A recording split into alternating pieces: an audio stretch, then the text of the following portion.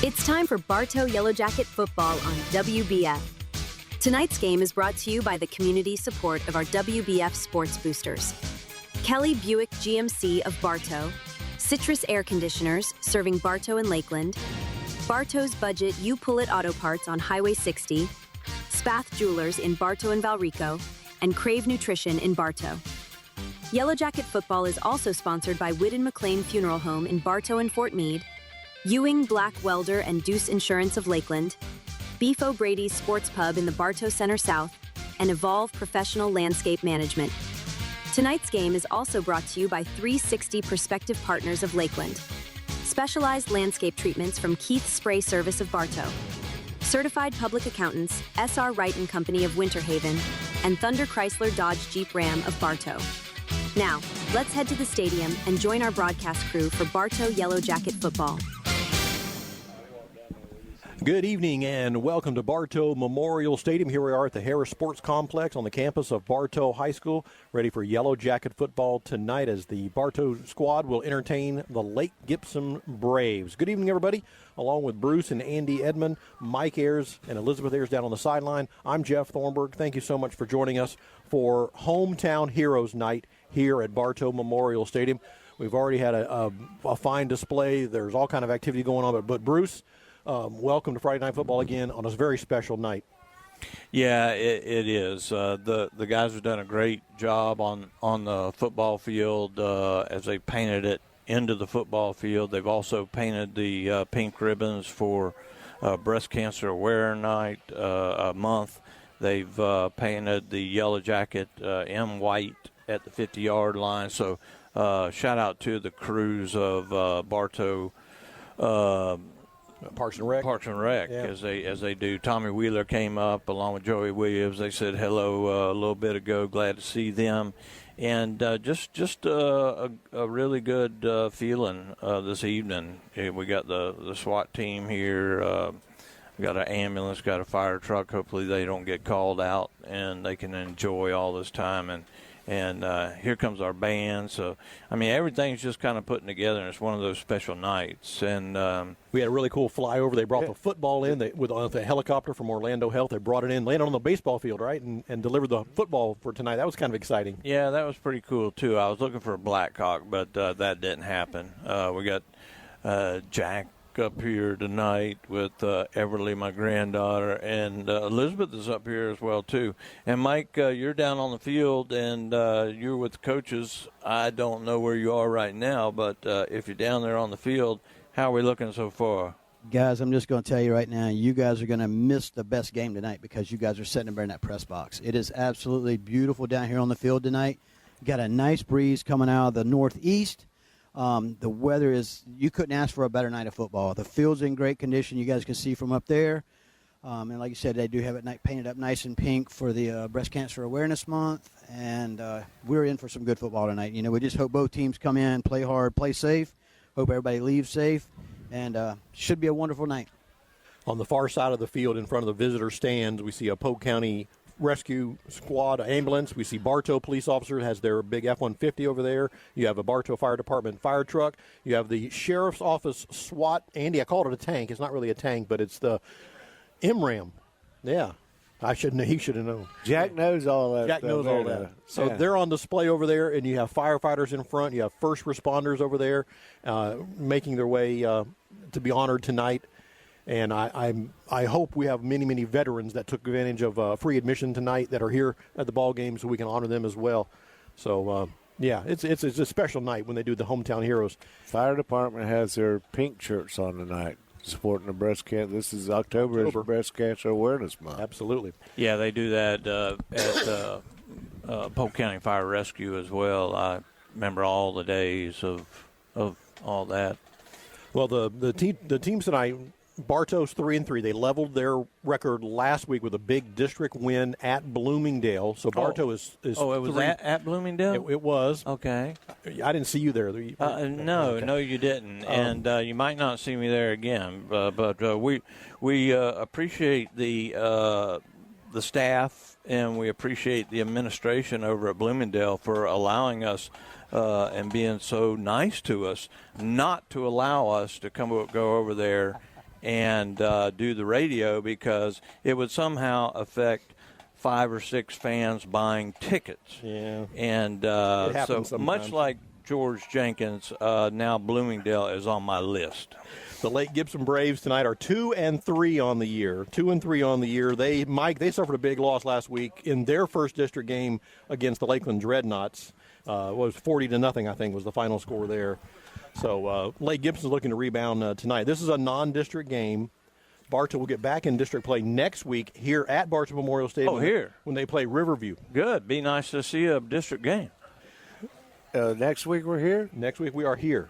So when do we travel? I guess Lake Wells will be the travel game? Nope, Lake Wells is also here on Halloween night, October 31st. The next travel game is the 24th, and that's going to Durant, which we've already been invited to go. Isn't that amazing? I thought it was a county thing. Well, according to some of the people, that's what I heard, that it was a contract issue. And the October 17th is our open date, just so everybody's familiar with the calendar. That's what we're looking at. Oh, Bruce won't be here for that. Yeah, I'll be gone then. All righty, we're going to take a timeout. When we come back, we'll get ready for our national anthem with the Bartow High School Marching Band, and we'll take a look at Stratton Selections. Stratton Selections. Everybody's a big winner except Andy 2 weeks ago. We'll do that when we come back. You're listening to Yellow Jacket Football on WBF. I'm Taff Long, Finance Manager here at Thunder Chrysler Dodge Jeep Ram in Bartow. At our state-of-the-art service center, our certified mechanics are ready to take care of all your service and repair needs with the most advanced auto technology. Come in or call us today. Thunder Chrysler Dodge Jeep Ram. This is Jonathan Jester with Citrus Air Conditioners. Do you ever worry if you're getting the best service for your money? If you live in Bartow, you no longer have to worry. We will give you a second opinion for free on any AC work you're considering. Call 534-1171 or Google Citrus Air. What will it be? A loaded with flavor Philly cheesesteak or a fresh grilled chicken salad? Hungry for chicken wings or maybe a premium blend Angus burger? Whether dining in or taking out, your Bartow Beef O'Brady's in the Bartow Center South. Good food, good sports.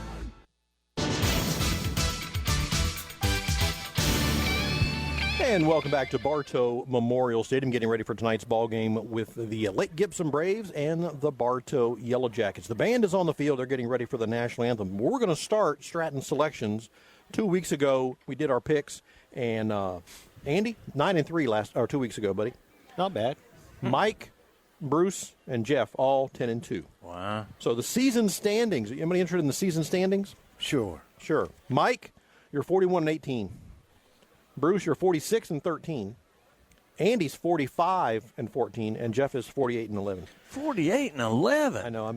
I shouldn't. That's embarrassing. That's card counting right there, Mike. I'm telling you, there's something going on. You sure you added that up right? I'll double check my math. Yeah. Yeah, you might want to. Yeah, we need some double checks on that math. All right, here we go. We'll start with the Lake Wells Highlanders. The Lake Wells Highlanders are 5-1. They're visiting Clearwater tonight. We went over there a couple years ago and played the Tornadoes. The Tornadoes are 4-2. They're in Clearwater tonight. Lake Wells is 5-1. I'll start, and I'll pick Lake Wells. What do you think, Mike? I don't know, guys. I mean, Lake Wells is tough, right? They've been tough, but I don't know that they're as strong as what everybody's given them. We saw that Clearwater team play, and we saw how tough they played. It's going to be one heck of a ball game. I think it's going to be really close, but I'm going to go outside, and I'm going to Clearwater. I think I'll go Clearwater. I'm going Clearwater. Oh, I'm on a bridge by myself. Okay. Jeez. Mike, let's talk about Moorhaven. The Terriers at 2-3. They're in Fort Meade tonight to take on the Miners, who are 4-1. Yeah, so Fort Meade was off last week. Right. A week before they played Victory, and they come out ahead. I think Fort Meade's riding on a train that it's going to be hard to stop. So I think they're going to come out ahead Moorhaven tonight. I agree. Fort Meade. Fort Meade. I agree as well. Fort Meade, all four of us are picking the Miners tonight. This is our first home game since the 24th anniversary. We're going to take a moment here, and there's activities going on the sideline related to Hometown Heroes tonight. And we're making a special. This is our first home game since the 24th anniversary of 9/11. So they're making special representation. That public address announcer Pat Pittman is addressing the public right now. These hometown heroes and say thank you to them for their service. We have multiple agencies on hand and numerous veterans here as well. Please give them a big hand.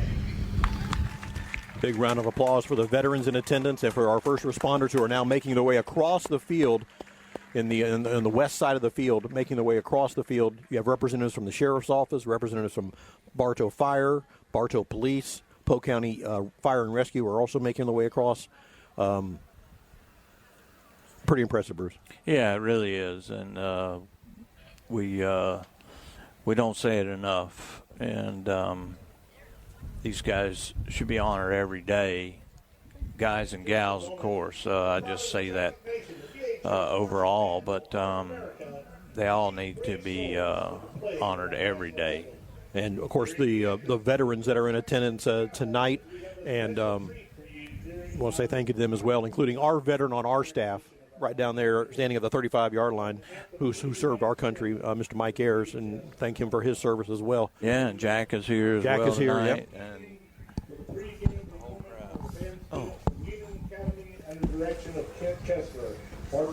Guys, the flight crew that brought the ball in is also standing in line here. Oh, that's cool. The junior ROTC has the flags being brought across the field along the 50-yard line as they are introducing band members and getting ready to play the national anthem.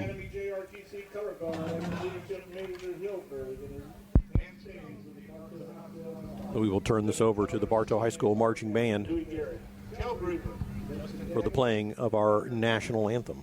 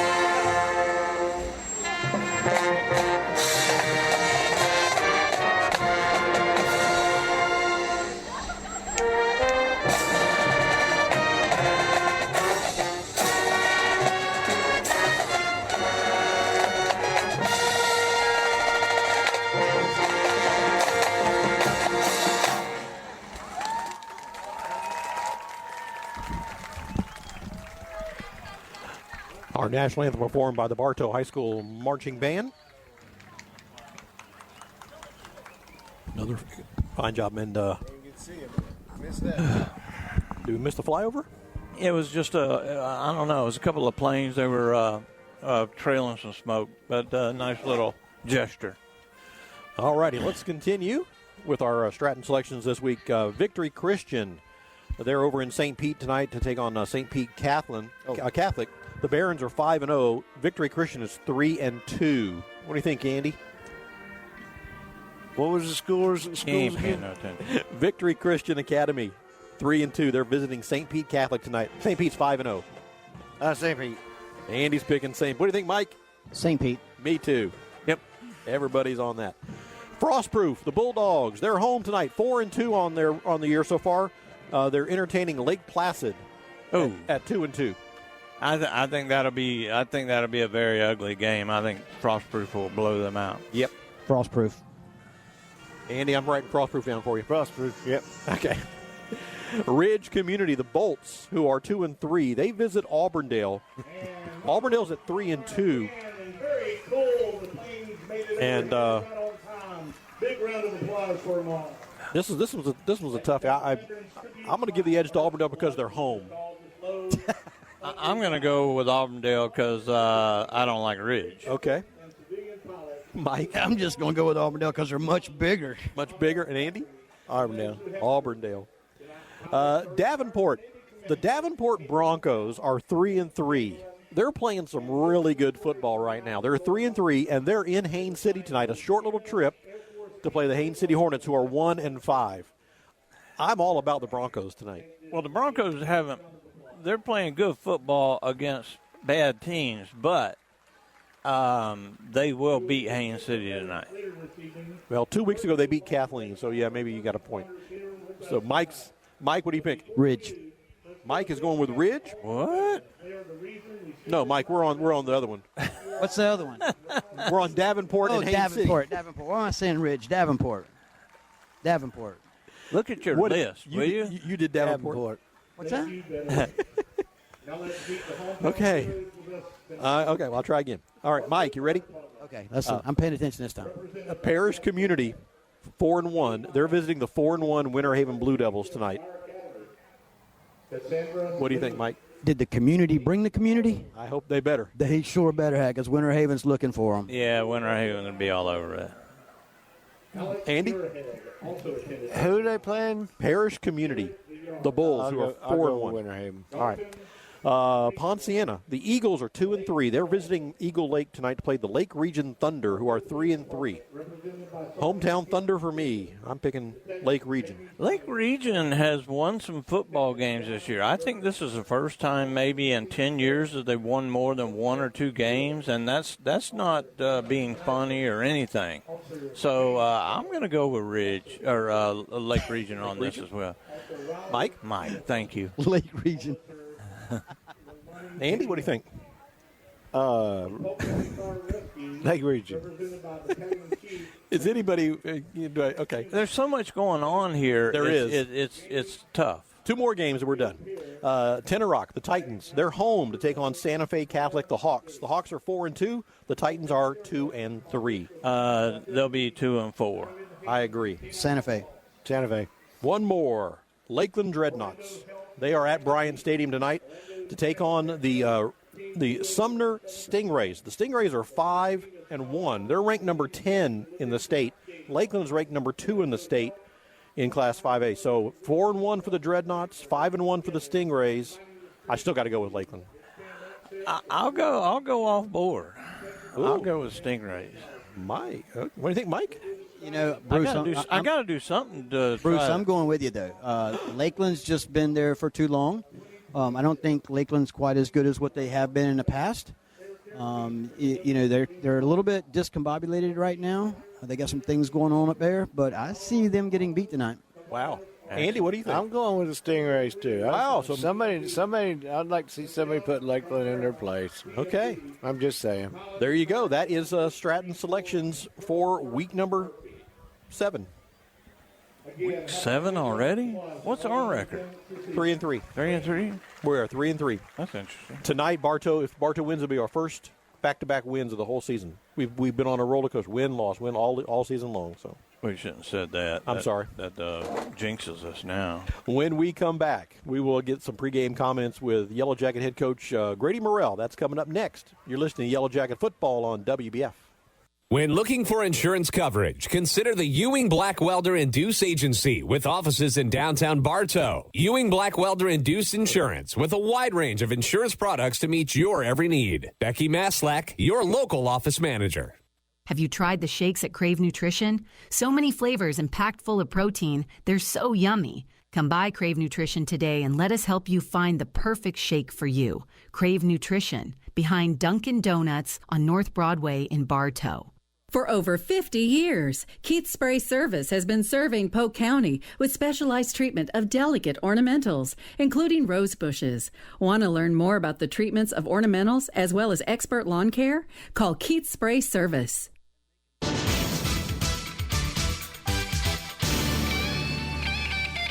Getting ready for kickoff tonight here at Bartow Memorial Stadium, taking on the Lake Gibson Braves. We're happy to be joined by head coach Coach G. Let's talk a little bit about last week. You got your first district win. Congratulations. The team's now at 3-3. much different outcome against Bloomingdale last week. Yeah, man. First of all, man, thank you. Blessed to be on. Blessed to have this opportunity, per usual.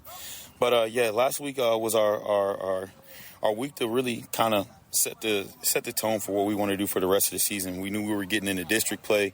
We knew we were in a must-win situation. And these guys are kind of turned that mindset on that, it's kind of win or go home at this point right now. I know the playoffs haven't started, but that's kind of where our mindset has to be going into the rest of the season. Hats off to a great Bloomingdale squad. They were coached very, very well, played very, very hard.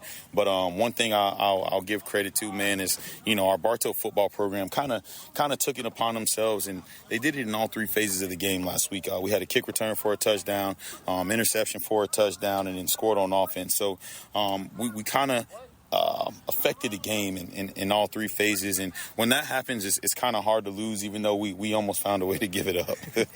Coach, a little behind the scenes last week prior to Bloomingdale, you and the families had a moment, a little bonding night. Tell the fans about how that came about and what it did for your squad. Oh, right. We did a couple things, man. A couple things last week happened. First thing we did last week, in the middle of the week, after practice, we kind of just got together as a team, and we did some team bonding, team building that did not include a football. We did some things that made the guys communicate and figure each other out on a different level. Simple things is, ordering themselves from, shortest to tallest without talking, or ordering themselves from, birth month from, January all the way down to December without talking. And then we had like a rock, paper, scissors battle where, if you lost, you became that guy's number one cheerleader till he got to the championship. And honestly, man, I think it did wonders for our team. If anybody kind of seen the videos and what we did, it really kind of lit a fire up underneath these guys. A light bulb kind of went off, and hopefully we can kind of carry that over. Also, last week on game day, it was early release day. I took a group of guys over to BEA, Bartow Elementary Academy, and they just paid it forward to the next generation. And they kind of got to see the kids that look up to them every single day in those jerseys. And that was kind of the thought process of this all going into it was, when we go out there, is one of those kids is going to say, hey, I want to be number such and such. Hey, man, when I see you play, man, are you going to score a touchdown? Or are you going to do this? And, I think it kind of tugged at those heartstrings for some of those guys that are on our team that may or may not have younger siblings. But I think it kind of touched them to a point where they figured out it's bigger than them. It's bigger than us, the program, the community, and life in general. Coach, I know injuries are part of the game. How do the Yellow Jackets do on the injury side of the ball? Man, I'll be honest, man. We're a little banged up right now. Those guys played hard last week. Nothing real major, but some minor things, man. Some ankles, little knees, some little bruises here and there. But it's a part of the game, right? We're over halfway through the season, and who doesn't have injuries right now? So got to find a way to overcome them. The best teams out there find a way to get it done, whether if it's with the guy that's going to tough it out or the next guy that's ready to go, next man up. And I'm ready to play, just ready to play. Always good to be back home at Bartow Memorial Stadium tonight. And your opponent, the Lake Gibson Braves, what do you know about them and how are you going to approach them tonight? Oh, man, great opponent, man. Got some nice-looking guys over there as far as size-wise athletes go across the board. Definitely passed the eye test. They play hard. Big respect to those guys over there as they come in. But, at the end of the day, we just talk amongst ourselves right here. And we got to protect our house, man. We haven't won one at home all year. We've kind of let our home team down, our fans down, our community down, and we're looking to try to get back on track, especially with the Hometown Heroes theme. I know it's a lot swirling around going into this game. So our guys are looking to make sure we get on track, protect the house, and get out of there with a W. Okay. You want to do a little college for us? Of course. Well, let's do the big one. FSU, right, is at Miami. Yes. Take on the Hurricanes. You've been a Hurricane guy kind of all year. Right. What do you think? Right. I'm still with the Hurricanes. Florida State kind of showed they were human a little bit against Virginia. I think if they play Virginia all over again, I do think they beat them. I think they kind of went into the game. I wouldn't say underestimating them, but in the same token, kind of not knowing what they were going to get on the other side from Virginia. But I'm going to go with Miami again. I think Miami's a top 5 team in the nation right now. I think Florida State's right up there with them. I think the game it'll be within 7 points. You think both teams make the college playoffs? Yes, I do. I think both teams made the college playoff this year. Coach, we appreciate the time. Good luck as always. Go Jackets. Yes, sir. Thank you. Kickoff is next. You're listening to Yellow Jacket Football on WBF. Russell Hernandez here at Kelly Buick GMC. We're proud to be a sponsor of sports broadcast on WBF. From the Jackets to NASCAR, we have 2 Polk County locations and are the #1 Buick GMC certified dealer in the Southeast. KellyBuickGMC.com. Oh my gosh, have you heard what everybody is whispering about? Our jewelry, of course. It's Emily from Spath Jewelers. We're your jewelry family, so come see us. Spath Jewelers in Bartow and Valrico. S.R. Wright & Company can help you at every stage of your financial future, from personal planning to insurance reviews, from business problem solving to deferred compensation plans. Steve Wright & Company on Avenue H, Southeast in Winter Haven. Okay. Welcome back to Bartow Memorial Stadium. Let's go down to the field. Mike, a very special ceremony just took place. Yeah, absolutely. So you guys got to see it. You know, the helicopter crew that came in delivered the ball to the 50-yard line. Officials went over, about the sportsmanship, had the coin toss midfield. Lake Gibson did win. They elected to receive. But then the voice of the Bartow Yellow Jackets, Mr. Pat Pittman, came out on field, received the ball from the flight crew, handed the ball over to the officials, and we are now fixing to get this game underway. And that really ball cool. will not be used in the game because each team has their own ball. So it's still nice. I didn't say official game ball. It's a cool deal. And I've never seen Pat run before. Lake Gibson did win the toss, and they elected to receive, so we're set to go here. Bartow has it all teed up. Meyer will put his foot into it, sail it down the field, and taken right about the 5-yard line. They bobble it. Now he's going to pick it up. Still inside the 10. Now he's sprinting to the near side of the field. 15, 20. Found a little room. And he dropped the ball. And it's picked up by a Brave. It was a one-hopper right to the guy that was running behind him. Perfect one-hopper. Wow. And he got another 5, 6, 7 yards out of it. Lake Gibson wearing all white tonight. White pants, white jerseys, and the gold-colored helmets. Seminole helmet. Seminoles, yep. The Yellow Jackets with black trousers, black pants, and orange tops with their orange helmets tonight. A new look. Much different look. So Lake Gibson will have it 1st and 10 at their own 31-yard line. I'm going to keep an eye on their quarterback. He wears number 15, 15, Braden Padgett. Braden Padgett, he's a junior, 6'1". He has 2 touchdowns passes on the year. Wears number 15, Braden Padgett. He's going to start in the shotgun. Has 3 wide receivers on the far side, a single receiver on the near side. The running back tonight is going to be Brian Mapp. He's had 7 touchdowns on the year. They fake it to him, and Padgett wants to throw. Sets up a little wide receiver screen on the far side. It's caught, and that is number 7, his favorite target. That's Derek McBride. He's the leading receiver on the Braves this year. Padgett is a huge young man, probably 6'4", and got already can tell with the way he threw it to the sideline, he has a cannon for an arm. A gain of 4 on the play. It'll be 2nd down and 6 for the Braves. Just underway here at Bartow Memorial Stadium. 3 receivers now on the near side, put Mapp in motion, and they're going to flare it out to him. He's caught it at the 30, 35. Holding up the field, still on his feet at the 40, and now brought down inside the 40 to about the 42. Very close to a 1st down. I think he got the 1st down, but just virtually the same play, just the opposite way. Had him in a little bit of motion, so he had some momentum going when he caught the football. And the young kids are out here for cheerleading, and this is one of the greatest nights of the year. 1st and 10 for the Braves. Here's the snap. This time they will hand it off. Running back up the middle he goes. Gets a yard short of midfield.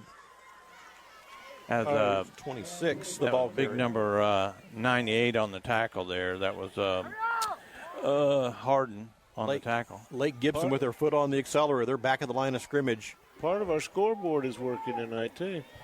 3 wide receivers, empty backfield for the Braves. Padgett in the shotgun. Ball at their own 49-yard line, 2nd and 4. Here's Padgett. He slings it. He's got his receiver over there. That's McBride. He got another 1st down. Another 1st down. Bartow is they're giving way too much respect right now. They've got to come up and play a little tighter. on that. First and 10 for the Braves at the Yellow Jacket 46-yard line. This is the opening drive of the ball game. They're playing a 2-deep zone right now. If I'm seeing a cover 2, I'm running the football. Lake Gibson with 3 receivers on the near side of the field, a single receiver on the far side. George is the running back standing right next to the quarterback, Paget. You got to be running out of time. Clock is ticking. Here we go. And then we'll hand it off. This is going to be to George's. And he'll get 2 or 3 on the play to be second down and about 7. Yeah, it's always good when the cheerleaders have their cheer clinic, their cheer camp, and the youngsters get to come out and cheer for the first quarter. They're from the 20 to the 20. They certainly are. The JV cheerleaders are here as well because they have to help out, and these young ladies and probably some young men out there, and they've got their pom-poms, and they're cheering, and it's a cool deal. Second and 9. Here's a little flare out, and it's out of the backfield, and they've got it. The receiver has the ball. He's going to have a first down all the way to the Yellow Jacket 30-yard line. Yeah, they're going to have to pull up and stop that because that's exactly what Lake Gibson's going to. I mean, we talk about it all the time, throw into the flat to bring that defense in. But they're going to have to play a little closer anyway just to kind of shut that off because after he's catching the pass, he's going for another 7-8 yards. Yeah, they need to go in there and just pick that one time and they'll quit using it. First and 10 for the Braves. Paget under some pressure. Now he's going to take off and run, and Paget's going to be caught after a 1-yard gain.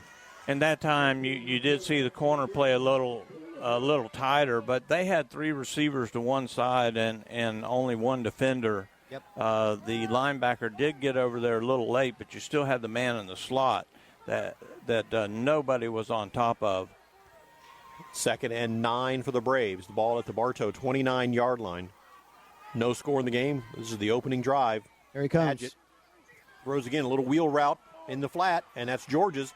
George's got it. He breaks 1 tackle across the 20, stumbles across the 15, down to the 11-yard line. Yeah, he just had all his momentum going forward, and Bartow had nobody over on to help out on that side. It'll be first and 10 at the 11-yard line for the Lake Gibson Braves. Paget in the shotgun.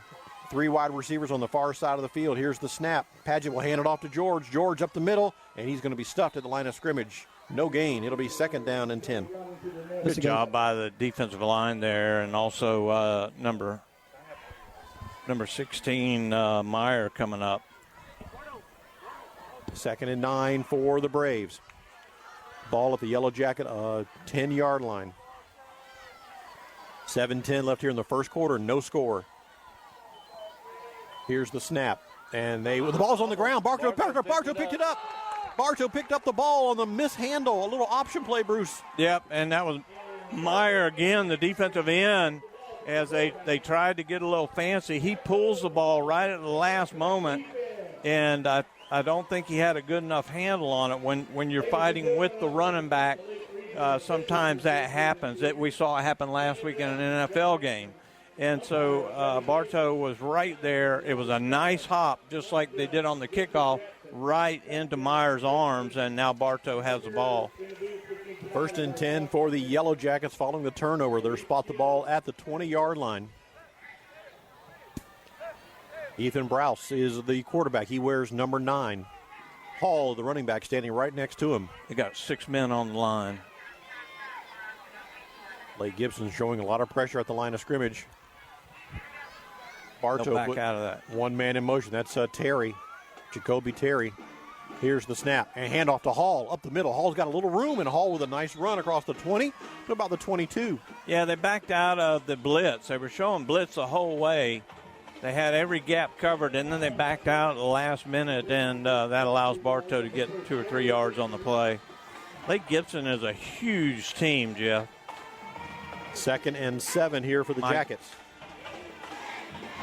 3 wide receivers on the far side of the field. Here's the snap. Browse looking downfield. Now he's under some pressure. Browse will scramble, still on his feet, and he just tosses it on the sideline. They're going to get a flag on that. Yeah, that's intentional grounding. He's going to be done right there where he was. Helicopter leaving. Helicopter. I told you it was still on the ground. Didn't run over our drone, did he? Hope not. So they will get Browse on intentional grounding. I was hoping they'd do a flyby again. I can't hear you. There you go, Andy. Go. Try that now. Can you hear me now? Yeah, that's better. So it is an intentional grounding on the Jackets. Loss of down. It's going to be third down, and they need about 15. Long ways.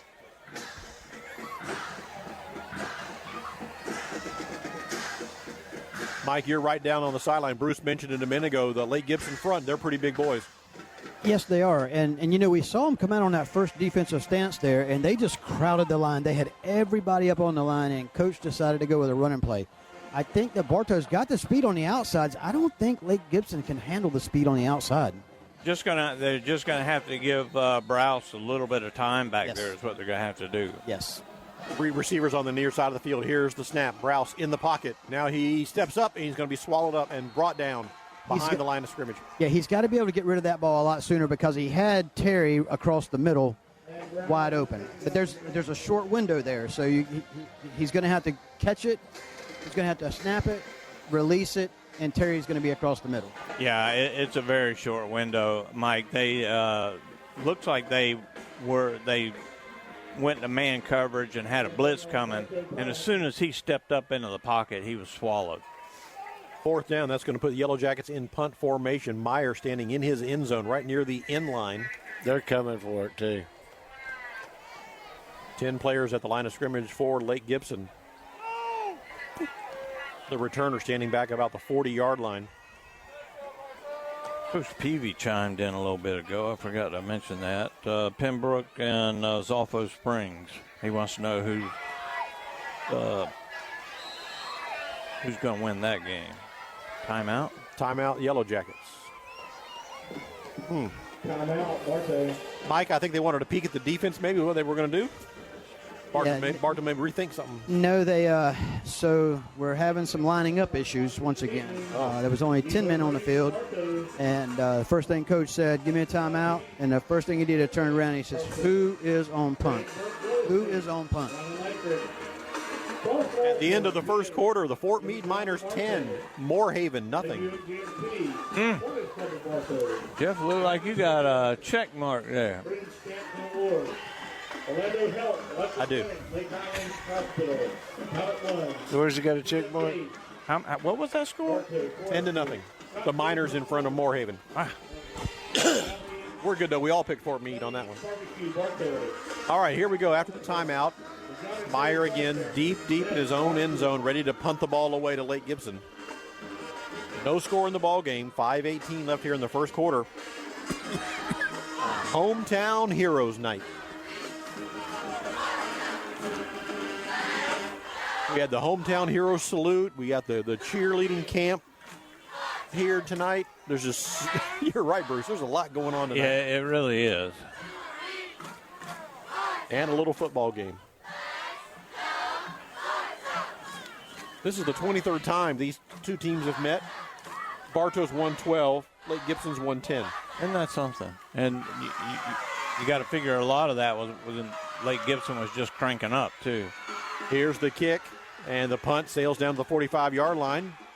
Bartow is trying to corral the running back, or the runner. He's eventually brought down to the 41, but it wasn't easy. Yeah, Galva ended up getting him, but it's almost like we're a half a step behind them this whole 6 minutes of the first quarter. It's not like we're in sync at all. So Lake Gibson with their second possession of the ball game. 1st and 10 at the Yellow Jacket 41-yard line. Braden Padgett is the quarterback. He wears number 15. He's in the shotgun. Wyatt has a half dozen footballs with him right now. I guess they can't figure out which one they want to use. Watch them. They'll come back. They'll throw two of them off the field. Now they need another. They need another one. They need the ball boy. They got to get a ball boy to carry it off the field. He don't want to strain his arm. Some confusion about which ball to play with. So, are we ready? Everybody happy? All right, 1st and 10 at the Bartow 41. Lake Gibson, 2 receivers to the left, 2 receivers to the right. Padgett is the quarterback. He's in the shotgun. He's always He's out there. He's always in. And here we go. And there's some pressure. They get it away, and it's caught. Going to pick up 2 or 3 on the completion. Yeah, great job by Galva. He was trailing the play, but able, as soon as he caught the ball, able to get him wrapped around the legs. That was good defense right there. Yeah, guys, that's the exact same play we were talking about earlier, though. But you just got to have enough time to catch that guy across the middle when he's got a little bit of a window there. You know, somebody's 3 yards from him, and you got to be able to drop that in there really fast and let the receiver do the rest. They're going to use that all night long until they get caught. Well, you're going to, I mean, me and Bruce and you've talked about it every week. I mean, yeah. I'm going to do it until you stop it. And until you stop it, I'm not going to change. Especially if you're getting yards.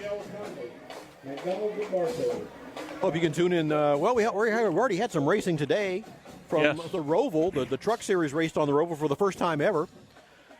And so Saturday afternoon, Xfinity racing on the Roval at Charlotte, 4:30. Sunday, 2 o'clock for the NASCAR Cup Series on the Roval. And then they're shutting the Roval down for a year or so. Yeah. Corey Heim, I think he wrecked on the first lap. Yeah. And then he comes back and wins the race. And Zilich was in that. Zilich was never a factor, even though he was second the whole race. There was some young kid, 17-year-old kid, that was walking away from the field, and then they had a late caution. I think he went in for gas and tires. 2nd and 8 after the timeout. Here's the throw down the middle. It's going to be caught. A juggling catch by the receiver. And he's not going to get anything out of it, but he did prevent a pick there. Now, if they mark it, they're giving him 2 yards. He's back to almost the original line of scrimmage, but he was caught way behind that. It's going to be 3rd and 9 for the Braves. Again, Paget in the shotgun. Blake Gibson, again, playing with tempo. They're quickly to the line of scrimmage. They check the sideline for the coach and get the call. Clock runs at 4:07 to play in the first quarter. No score in the ball game. Paget drops back, looking to throw across the middle, and he zings it behind his receiver, incomplete. Yeah, I think either way, that receiver was gonna pay for that. If he catches that in stride, Galva's standing right there and gonna decleat him. And hey guys, how are you, Coach?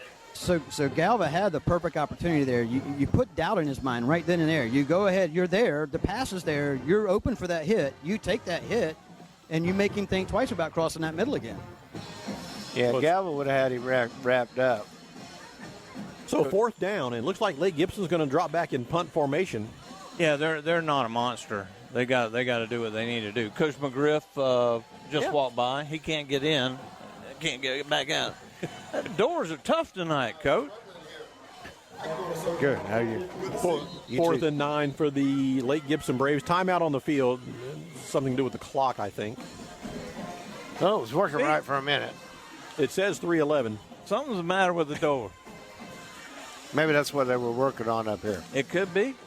I'm telling you, it looks like they've been sanding on this door. That looks like sand, but nowhere else. I don't know. So we got the clock straight. 3:20 now it reads. Here's the snap, the kick, low line drive kick, and it's going to bounce. Bartow's a little close to it, but it's going to be touched by a Lake Gibson player inside the 10, about the 6-yard line. Yeah, I think he thought it might roll into the end zone, but it got down to about the 5, and it made a quick left-hand turn. They're going to mark it about the 7. He couldn't pick it up anyway. There's 4 or 5 Braves around him, so he'd have been smashed. Guys, just another little bit of information, talking about a lot going on the field tonight. I just ran into the coach of Fort Meade from years ago. Coach Mike Hayde is down on the sideline tonight. Probably doing a little scouting. He does scouting for a little team in Georgia, a college team in Georgia. Yeah, he does a lot of scouting now, though. Lots of it. 1st and 10 for the Bartow Yellow Jackets is their 2nd possession of the ball game. There's no score. 3:20 left here in the first quarter. Here's the snap and a handoff. They try to get Hall running again, and Hall's bottled up the line of scrimmage. No gain on the play. Yeah, and Hayde was the coach when Fort Meade won the state title, right? Say again? He was the coach when Fort Meade won the state championship, correct? Yes, he was the coach there in Fort Meade when they made that, 7-year run to the state championship game. They had Killitz, they had McCrae, they had that whole crew down there, kind of like what Bartow went over to Lakeland Christian. Yep, absolutely. 2nd and 10 for the Yellow Jackets. Ball deep in their own territory, about the 7. They're going to try a little wide receiver screen. And my goodness. He caught the ball, and then Lake Gibson caught him with a good form tackle up high, Bruce. Well, it was a great block by McBath, the wide receiver on the corner, but nobody took account for the safety. And so when he caught the ball and turned, I mean, it was a decleater. I figured to say, yeah, you almost came off. They're going to lose 2 on the play. 3rd and 12 now here for the Yellow Jackets. Bartow went 3 and out on their first possession. Man, here's they're the coming snap. again. Browse wants to throw. One-on-one coverage on the far side of the field, and he overthrows his intended receiver. And I think that's a lot from what's already gone on in this game. He takes 2 steps and throws, and normally he's got a little bit more time, maybe a 3rd step, and that allows the receiver to get further downfield. And you don't have those great time and plays in high school like you do at college and of course the NFL. And he just overthrew it by 10 yards. So that's going to put Bartow again in punt formation. Meyer will stand again deep in his own end zone, ready to punt this ball away. Lake Gibson punt returner standing at about the 40-yard line. Whistles again will stop this play. And again, there's referees gathering together to discuss something. They're upset about the ball again. This is the second time they're punting from deep in their end zone. And again, late getting somebody on the field. Now that I'm going to be upset about. The referees are now having another conference here, so before this punting situation. I think what it was the back judge was starting to count, and they reset the down clock. The down clock?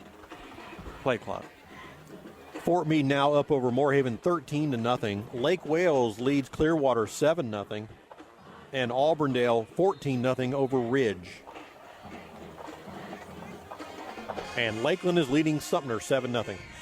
Here's the snap. Meyer gets it away. Low line drive kick. And it's going to take a good Bartow bounce past the 40, past the 45, picked up at the 47 by the Lake Gibson Brave, looking for some running room. That's going to be number 1, Dash. He found some running room. Dash, I like that name. Yeah, that's a pretty cool name, and that's great for a returner, and he's a big guy. So 1st and 10, again, excellent starting position for the Lake Gibson Braves. They'll have it at the Bartow 32-yard line.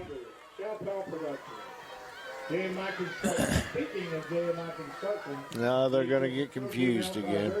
This is Lake Gibson's 3rd drive, the 2nd drive to start inside Bartow territory tonight. Well, look, three receivers right here, guys. 3 receivers.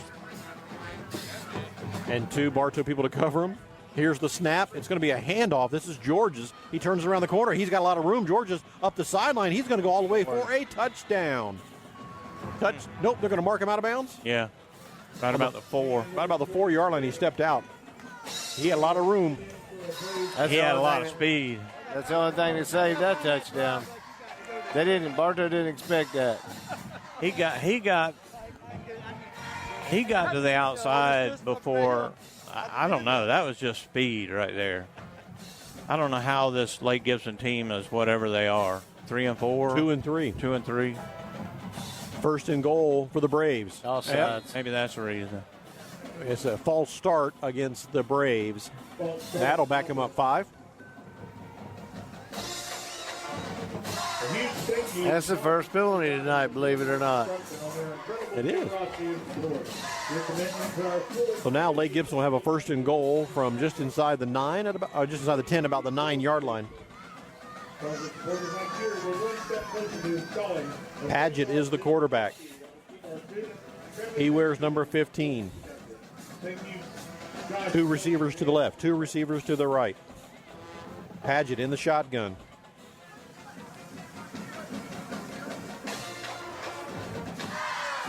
Here's the snap, and they will give it the handoff up the middle. This is Mapp This is the big bruising back who's had 7 touchdowns this year. Where's number 8? Yeah, and he got back all the penalty yardage right there, so it's going to make it a 2nd and goal from the 5.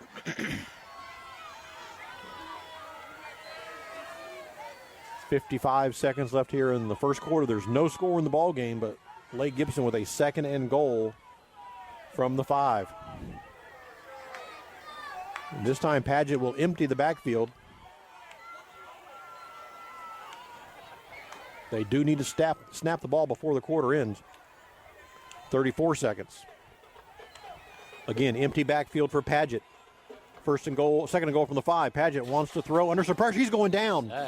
Bartow got him back near the 13-yard line. That was Caleb Bell, number 17, coming from the linebacker spot, I believe, on a blitz. He's playing defensive end, and he's all over him. And I thought that was going to be a quarterback draw the whole way, and he was looking to throw. That's going to be the final play of the first quarter. Lake Gibson now will face a 3rd and goal from about the 12-yard line. No score in the ball game. You're listening to Yellow Jacket Football on WBF. If you'd rather spend your weekends doing anything other than yard work, then call Evolve Contracting today at 863-537-7537 or visit evolveyourlawn.com. Remember, keep calm and evolve your lawn. The Whitten McLean Funeral Home of Bartow and the McLean Funeral Home of Fort Meade are proud of our community and student athletes who strive to do their best. Another reason we are pleased to support today's broadcast. Whitten McLean, our family serving yours. Need a motor? Well, Craig at Budget You Pull It has them. We sell complete takeout motors for $300. That's leaving everything on the motor, from your brackets to your compressor to your intake to your injectors, with a $75 core charge. Budget You Pull It, just east of Bartow on Highway 60.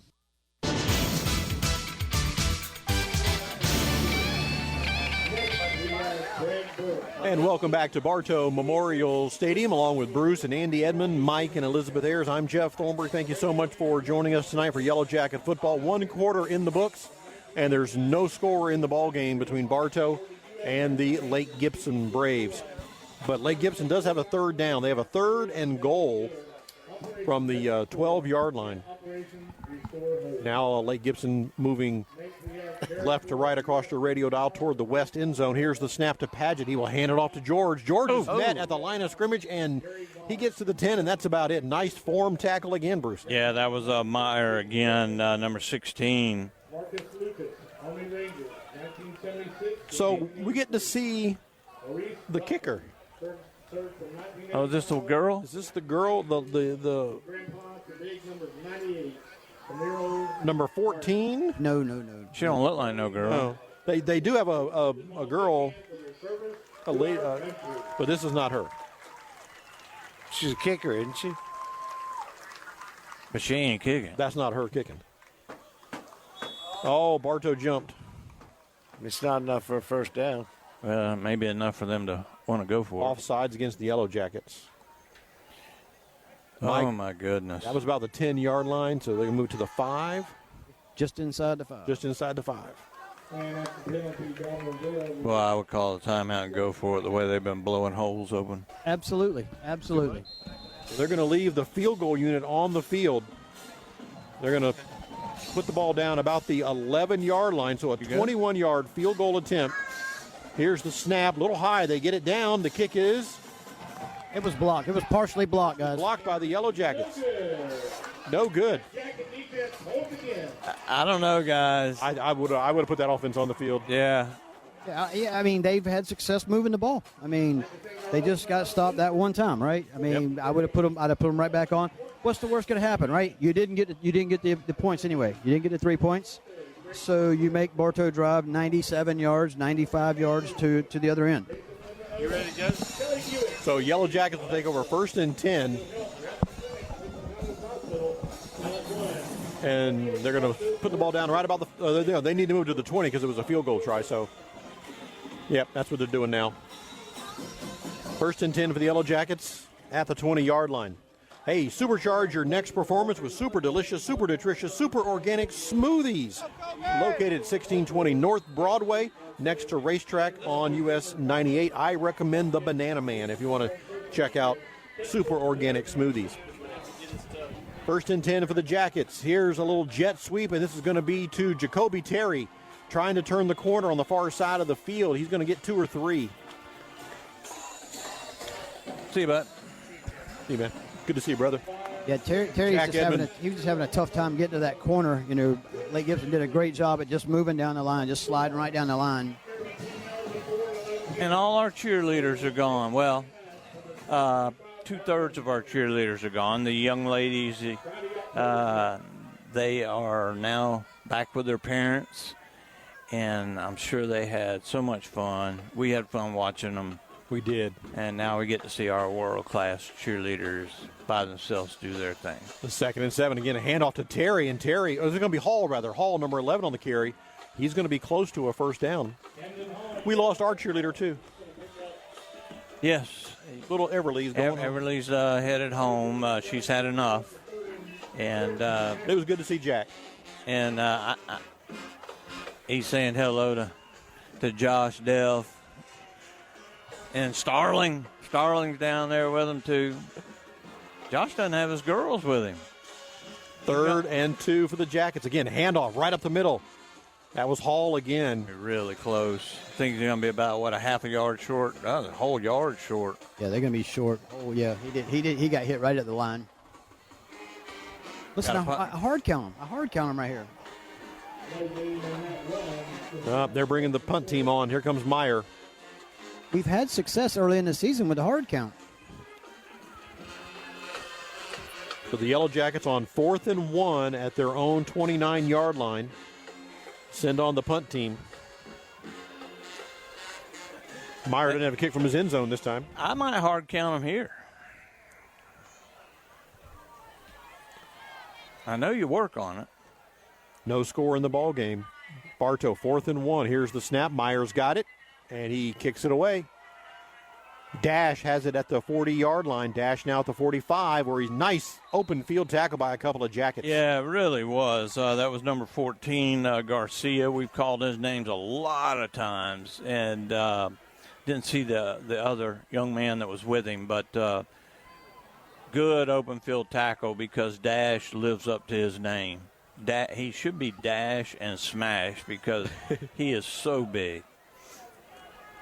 Might see him on the court later in the school year on the basketball court. I think half those kids could be basketball players, but most schools aren't as lenient as our basketball coach. 1st and 10 for the Lake Gibson Braves. 2 receivers left, 2 receivers right. Ball spotted at their own 42-yard line. Padgett's got it. Padgett wants to throw and down the sideline, and it's going to be... Got to be pass interference right there. Incomplete. Wow. We got away with one there, Mike. Yeah, absolutely, guys. He was on him all the way down. I don't know that we actually got away with one, though, but, he was leaning on him real hard right there, real hard. The one thing he did have the inside line on him. That was McBride, his favorite receiver, who was the intended receiver there. So 2nd and 10 for the Braves. Timeout on the field. Stops the clock, 8:51. Referees are signaling timeout. Got to be a clock issue. Got to be a clock thing again. 8:53, they reset it to. Fans, please get off of the fence.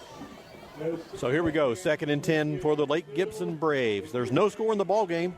8:53 left here in the first half. Jackets showing some pressure. Here they come. Padgett throws it on the other side of the field now, and this is way out of bounds as well. Incomplete. Yeah, no chance whatsoever. And it was good coverage downfield. Adams with him step for step.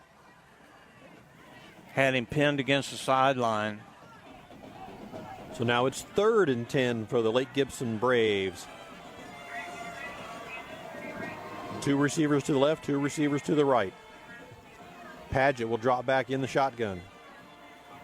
Running back Georges standing right next to him. You got to run it right here. You got 2 deep safety. They're going to throw it. Padgett in the shotgun, looking. Now he's under some pressure. He'll sling it downfield, and it's going to be incomplete, out of bounds. And a flag on the play.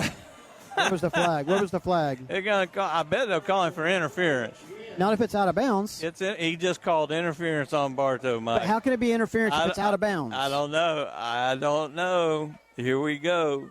I don't know. That's crazy.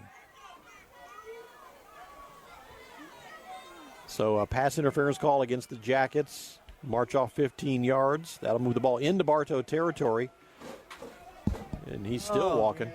Pass interference against the Jackets. All the way down to the 41. Bartow's 41.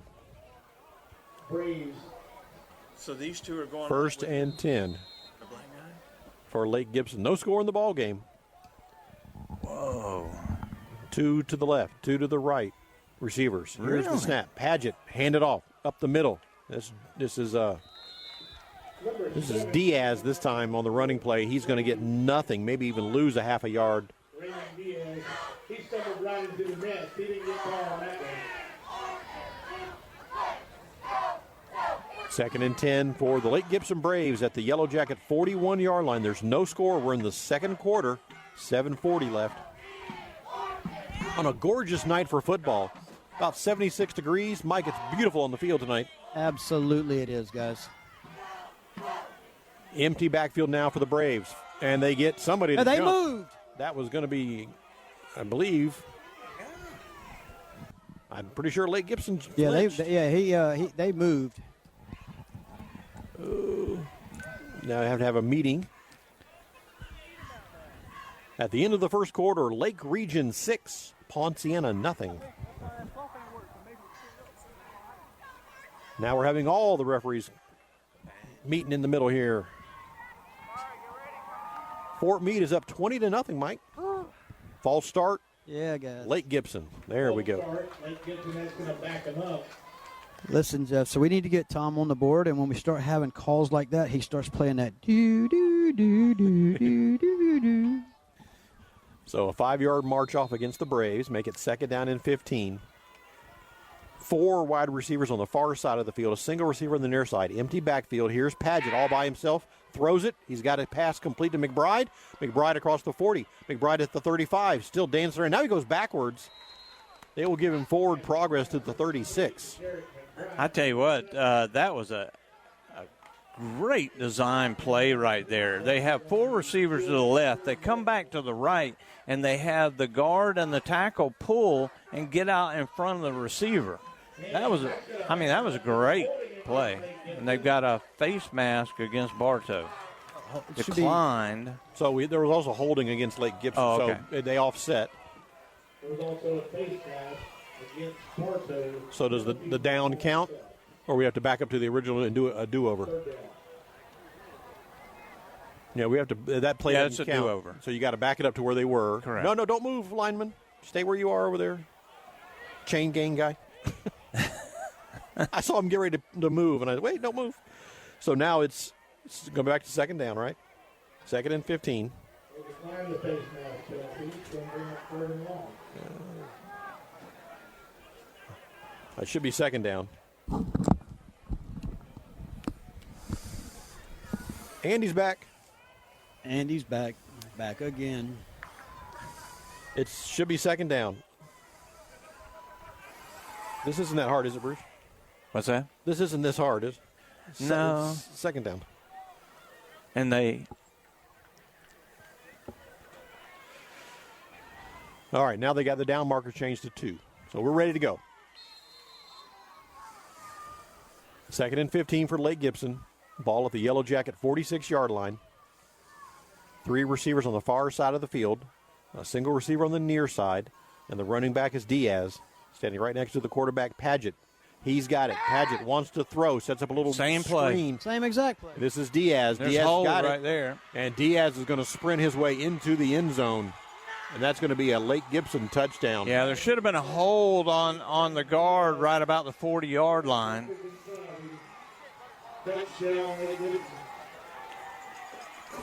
A 46-yard touchdown pass, Paget to Diaz. And Lake Gibson is on the board first. Listen, and until Bartow stops that play, why go away from it? I mean, it's a great play. I just mentioned it the play before, how great a play it was.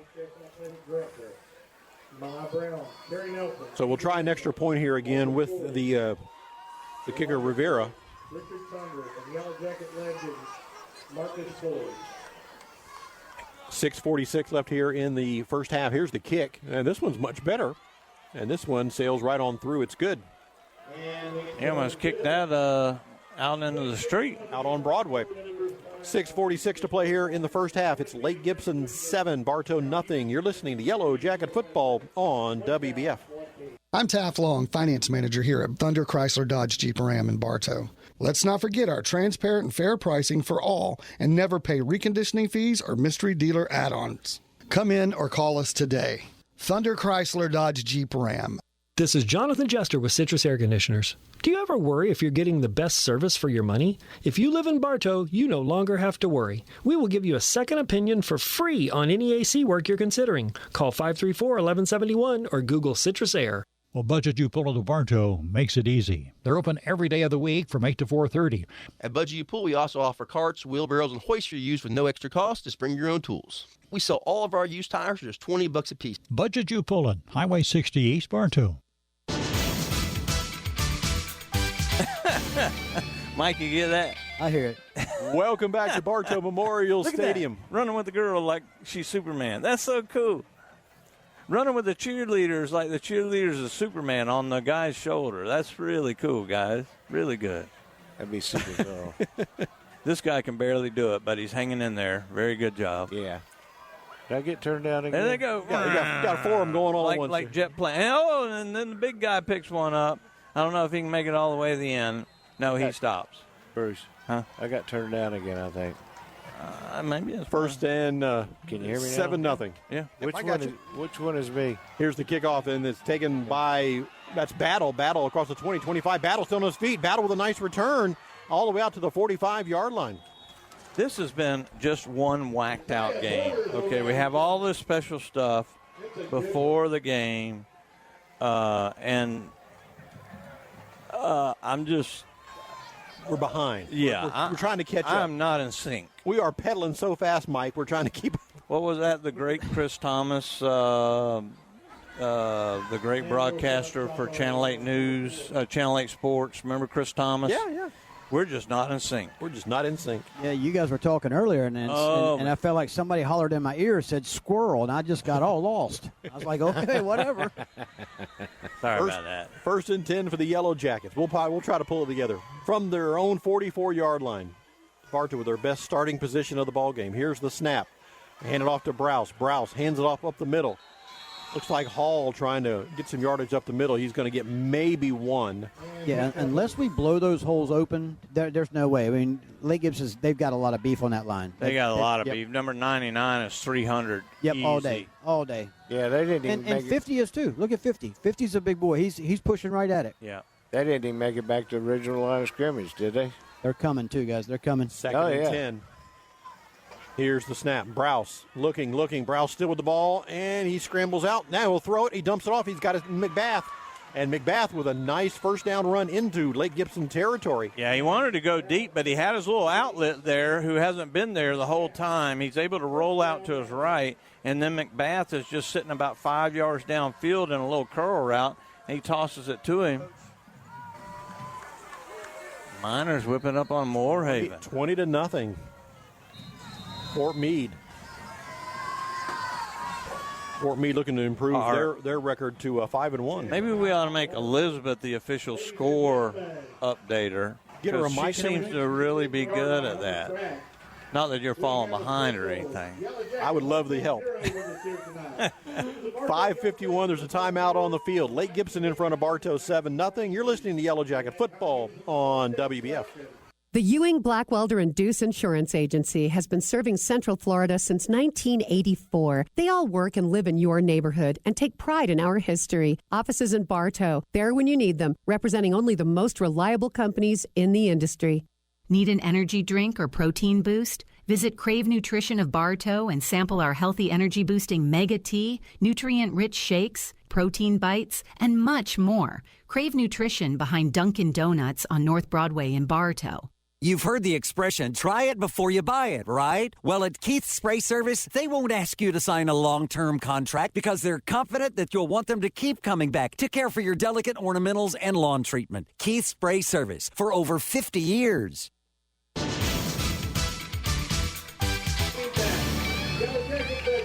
Welcome back to Bartow Memorial Stadium. Yellow Jackets 1st and 10. They throw it downfield. He's got a receiver, and it's going to be, he could not haul it in. That was Battle. Bounced right off his chest, guys. Right off his chest. Once again, I got all out of sync. They were just recognizing Jason Odom, one of our Wall of Famers over there on the wall across from us, and I missed the play. Yeah, they recognized Jason. They went all through his resume, and that took almost half a quarter. Yeah, but it looked like there's some defensive holding there right there, and 2nd and 10 for the Yellow Jackets.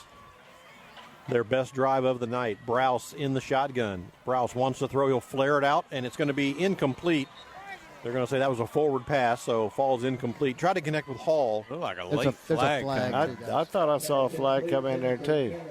I'm just wondering if they're going to get him for lowering his head. Yep, it's going against Lake Gibson, guys. I thought it looked like he was calling a face mask. So it's a personal foul, face mask against Lake Gibson. That's going to give Bartow a first down.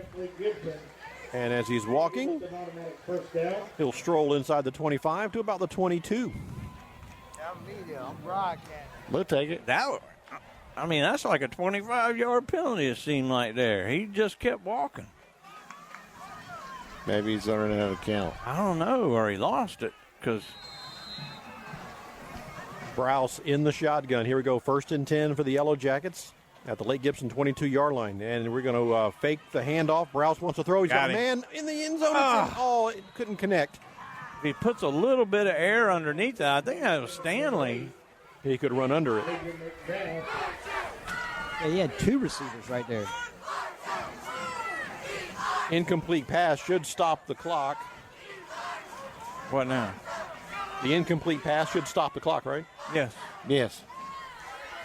Okay, now they do. They heard you. Only 15 seconds later. 2nd and 10 for Bartow. McBath will check into the ball game. So Bartow now with 3 receivers on the near side of the field. Single receiver on the far side. 2nd and 10. Here's the snap. Browse. So scramble. Looking, and he's going to run out of time. Mikey just couldn't get his body turned to throw the football. I mean, that's the bad part about running, right-handed quarterback running to your left. You got to be able to turn your hips in order to get into something. And as soon as he did, they were all over him. Yeah, he just doesn't have no time, even when he rolls out one way or the other. And like you said, just being able to turn your hips all the way around, that takes so much time to do that, and he just doesn't have it. They got that beef coming in there at him now. So it's going to be 3rd down. They need about 21, and Lake Gibson will call a timeout. 4:25 left here in the first half. Lake Gibson leads 7-0. Yeah, you got to decide what you're going to do here. I mean, you want to play coverage or you want to come after them. If it's me, I'm coming after them. I'm manning up and I'm going. Because these big hogs, they can blow some holes to get those linebackers inside. Yeah, absolutely. I mean, we've been seeing it. I mean, we just talked about it. He doesn't have enough time to get to the outside. These guys are just opening those holes up. Those backs are just running right through there, unblocked. I mean, why not? Elizabeth gave us the halftime score. Fort Meade 20 and Moorhaven nothing. Lake Wales still in front of Clearwater 7-0. Ridge has now got on the board at 17-6. Auburndale over Ridge, and that one's in the second quarter as well. Lakeland leading 7-0, and Lake Region over Ponciana 6-0. Huh. Man, I'm going to be like 2-10 this week. 3rd and 21 here for the Jackets. Browse looks under some pressure. Browse is going to be swallowed again. Dropped again for a loss. You got to let that ball go, Mike. I mean, he did the pump fake, and if he lets it go right away, he's got him. But he hesitated just a hair, and 3 defensive men got all over him. Yeah, and that's the thing. I mean, having the faith in your receivers that your receivers are either come back to the ball or go up and get it. That's the thing. So now it's 4th down for the Yellow Jackets. They need, well, a lot. Bunch. 2 receivers left, 2 receivers right. Browse in the shotgun. Browse under some pressure still. Now he'll square, throw it. Pass is caught. That's on the near side. Yeah, nowhere near Messiah close Borders. enough, but does get a little further downfield. So Gets back to about the original line of scrimmage, about After the all that. 22-yard line. Borders with the reception, and about the 24-yard line. They're going to put him out at the 24. Yep. 1st and 10 for Lake Gibson there. Next week, the Yellow Jackets are right back here at Bartow Memorial Stadium to take on the Riverview Sharks. District game. we went to Riverview last year. Yep, we did. That was the game that was postponed because of the hurricane. They had to reschedule like a Thursday night. Oh. Yep. Here's the snap on 1st and 10 for Lake Gibson. Handoff. George is up the middle. He'll get 1 or 2. It'll be 2nd down. And he stumbled into the nest on that run. Not much. Yeah, not much going on that play as Bartow really had him stood up. He's able to get a couple of yards, and that's it. 2nd down and about 7 here for Lake Gibson. 3 receivers on the far side of the field. Paget is the quarterback. He's in the shotgun. Yellow Jackets will bring 4. They fake the run. They get a pass. This is going to be complete. This is Color. And he's going to be short of a 1st down. It'll be 3rd and about 2. Yeah, I think they're gonna mark him a little closer than what we think, guys. I mean, look at this guy. He keeps going further and further and further. Oh, they're going to get a 1st down. Yeah, they gave it to him. Oh my goodness. 2:42 left here in the first half. 1st and 10 for the Lake Gibson Braves. They're leading 7-0. Lake Gibson with 3 receivers on the near side of the field. They look this way. They're going to throw a little wide receiver screen. Holding. They've got it complete and out of bounds. Number 1 boots him out of bounds. So one question about this, guys. When those receivers come out and they're blocking, they're reaching on the inside, right? Whenever you see that play coming this side, I'm going to be that guy. I'm going to stick my hands right up into his chest plate, too, and I'm just going to pick him up and drive him straight back. Yeah, that would be the opinion. 2nd and 5 here for the Braves. Empty backfield. They're going to slow to the receiver up, and he dropped the ball. The fullback. And they got to be real careful about that. It's almost a lateral. I think he does get just enough back where it does make it a swing pass, but it's really, really close. But they just keep going left and right. And like Mike said earlier, until we stop it, I'd keep doing it. Yeah. I mean, you got 4 receivers. Whistles again will stop the play. They need to reset the ball. Now we've got it in the right spot. You got the 4 receivers to one side. You got to look for that little screen pass coming out this way again. 3rd and about 5 here for Lake Gibson. 3 receivers on the far side, a single receiver on the near side. Paget, the quarterback, he's in the shotgun. Here's the snap. Fakes the handoff, throws a slant. He's got it complete, but he's short of the 1st down. Yeah, he had the 1st down, and then he ran backwards to try to get away from the tacklers, and that cost him the 1st down, so it's going to be 4th and about a half yard, and they'll go for it here. They are quickly to the line of scrimmage. 2 receivers left, 2 receivers right. Paget, hard counting, trying to draw the Jackets off. Now he'll look over to the sideline. They're going to get a timeout. Timeout, Lake Gibson.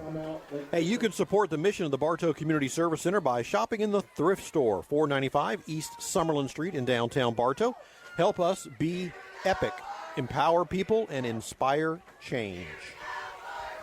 Well, we haven't talked about what's happening Saturday night in the capital city of the state of Florida. Yeah. Do we need to? Do we need to talk about it? Maybe for Andy's sake.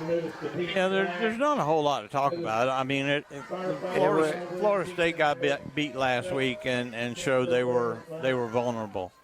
And the Hurricanes visit Doak Campbell Saturday night. So yeah, it's going to be sad for Florida State. And I think there's going to be a lot of rain. So that's going to make a big difference as well. We played the Gators in the rain and beat the Gators. I don't know where you get this "we" from. I don't know either. Because you haven't watched the game all year. I watched that one. 4th and 1, but there's whistles will stop this play. False start against Lake Gibson. They were going to go for it. Now they got a 5-yard penalty or offside. Yeah, now you punt it. Boy, these doors are just... Wonder if he'll come talk on the radio with us. I don't know. Is he big time? He's definitely big time. He's a big guy. Not as big as he used to be. Really? Woo. He's talking with Mr. Cooper. You could say he's hanging with Mr. Cooper. Hanging away. Wasn't that a TV show or something? Yeah. Sorry. It was good, though. I mean, 4th and 6. Good call. 4th and 6. I never saw the show. Punting for Lake Gibson. And here's the kick. Oh, he almost got it. Almost got it. Low line drive kick. There you go. Picked up at the 33-yard line. That is number 12, who's got it for the Yellow Jackets, and a nice return, Callens. Yeah, Callen was just downfield to block, and the punt was so short, he turns around to block, and here comes the ball to him, and it just comes right to him. And so, like the smart player he is, he runs downfield for, about a 40-yard return? Yeah, puts the Yellow Jackets up in excellent position here with 1:16 to play in the first half. And I think they've got a timeout or two left, too. It says 1 on the scoreboard, but you don't know if that's correct or not. I got to agree with you on that one, Andy. 3rd and 31. The ball's at the 31-yard line of Lake Gibson. So Bartow, excellent opportunity here to put some points on the board before the end of the half. And Bartow gets the ball to start the third quarter. I would run the football here. They got a single. Now they go back. Here's the snap. Browse will roll out, and he's under a lot of pressure already. Now Browse will tuck and run. He's at 30, 25, 20, and Browse with a nice little run. Gets out of bounds. Stops the clock. He does. He does 1:08. get out of bounds and doesn't take the hit. And number 50, who's another one that's close to 300, was right on his tail, and Browse able to outrun him. He's sitting right down there. I know. 1st and 10 for the Yellow Jackets. Ball at the 20-yard line. Browse in the shotgun. 1:08 to play in the first half. Bartow trails by 7. 2 receivers to the left, 2 receivers to the right. Now they'll put Terry in motion. Here's the snap. And whistles will stop this play. Offsides against Lake Gibson. Hey, we'll take it. That's 5 more yards. The march off 5 against the Braves. It'll make it 1st and 5 for Bartow. At the Nothing else, they may be getting close to field goal range if they can kick it. Well, they're in field goal range. I mean, we got a kid that's kicked it a 43-yarder this year, but we can't seem to get a snap or a hold down. Terry in motion. Browse in the shotgun on 1st and 5. Here's the snap, handoff. This is Hall, and Hall stutter steps through the line. He's going to have a nice little gain of a couple of yards. It'll be 2nd down and about 2. And a timeout. Nope, clock's running. Browse quickly to the line of scrimmage. 2 receivers to the left, 2 receivers to the right. Got plenty of time with a timeout. Here's the snap. Browse under some pressure, backpedals. Now he's looking, throws it toward the end zone, and just kind of throws away into the band over there. Yeah, he had it, Mike. If he throws it right away, he has that slant. Yeah, I don't know, guys. Everything just moves so fast up there right now. I mean, he's not having time to do much of anything. Yeah, and that's why I say he had that split second, but just a hair more than a split second, and they're all over him. So he may be having a hard time seeing over some of these big old boys. That's not out of the question either. I mean, it's going to be third. That defense got some size on them. It's going to be 3rd and 2 for Bartow. There's 32 seconds left here in the first half. Bartow has the ball at the Lake Gibson 12-yard line. And Browse brings his offense out in the shotgun. I think again, you run the ball here and try to get the first down. Put Terry in motion. Browse a little slant, and it's knocked down at the line of scrimmage. One of them big defenders there. Number 99. Yeah. Yeah, you can see every bit of them, too. So Bartow will call the incomplete pass stops the clock. They're going to kick it. So Meyer will come on to attempt a field goal. Mike, is he kicking into a little breeze? Yeah. Yeah, he is. You look at the flag in the end zone at the field house down there, and you'll see it's just kind of standing up out there. You can look across the stadium and see the flags up on the other side over there. They're blowing pretty good. Why don't we have a flag anymore? This is a football game. We should have – no, it's over there at the building. I'm sorry, guys. Here's the snap. A 30-yard field goal attempt, then is blocked. And it goes out of bounds. Mike's got it. Good catch, Mike. I'd like to pick that thing off and took off with it. As long as you run the right way. So the 30-yard field goal attempt is no good. Yeah, once again, I mean, they can't stop them at the line. So with 30 seconds left here in the first half, Lake Gibson will. Now, what do they do? Take a knee or just? No, they're going to go for it. Try something. I run it. Yeah. Paget brings the offense out. He'll send 3 receivers on the far side of the field, single receiver on the near side. Something was on the ground. Some debris off the ground there. This is when Bartow needs to step up and pick that thing. Close enough. Paget, he wants to throw. Looking, sets up a little screen and it's incomplete. And he might have heard some footsteps. Yeah, he did because he had it. He had it again. He had blockers in front and unable to put the play together. 24 seconds now here in the first half. 2nd and 10 for Lake Gibson. Paget again in the shotgun. 3 receivers on the far side of the field. And they get Bartow to jump. He did. I don't think he went across the line of scrimmage. He did, guys. Okay. He did. Okay. He was already crowding it. I mean, he was already questionable.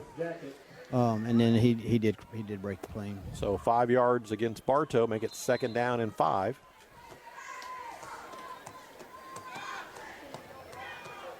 Three receivers again on the far side of the field for Lake Gibson. Paget, the quarterback. He wears number 15. He's in the shotgun. Here's the snap. And he will hand it off this time. This is going to be Diaz, who scored the touchdown. Diaz with a nice little run. And Diaz gets to about the 42.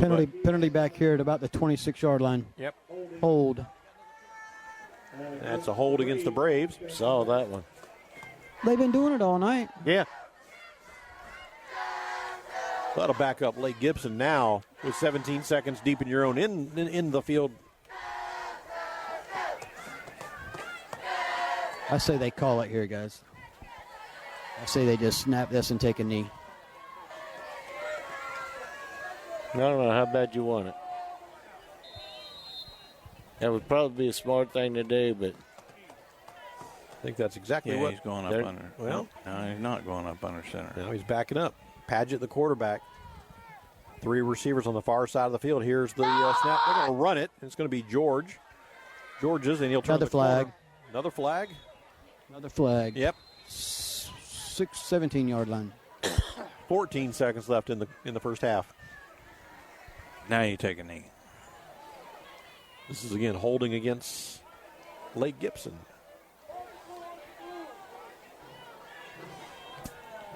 Back him up. Yep.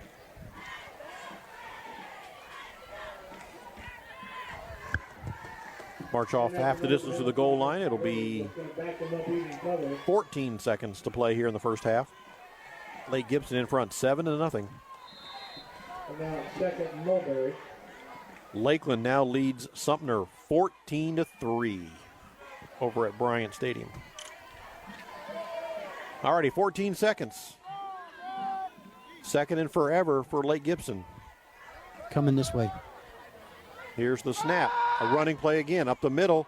And this is going to be George's, and he is tripped up at the 15-yard line. Well, if he doesn't go down, he's got one-on-one with the safety.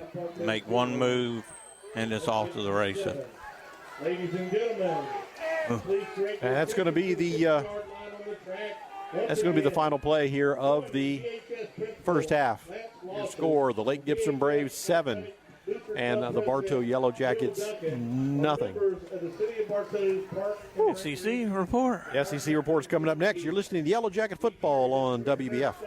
Russell Hernandez here at Kelly Buick GMC. So we're committed to investing in the people that make Polk County so great, such as the 20-buck truck, Polk County Youth Fair, as well as the Blooming Arts Festival and Jeepin' with Judd. Visit us at kellybuickgmc.com. Stop scrolling, stop searching. At Spath Jewelers, we have the sparkle that you're looking for. We help you craft the moment into a memory that they will keep forever. This is Emily at Spath Jewelers. We're your jewelry family. Spath Jewelers of Bartow and Valrico. Come see us. They keep changing the rules on taxes, and the financial experts at SR Wright & Company will make certain your return is properly prepared and you receive all the deductions you're entitled to. Steve Wright & Company on Avenue H, southeast in Winter Haven. WWBF Bartow.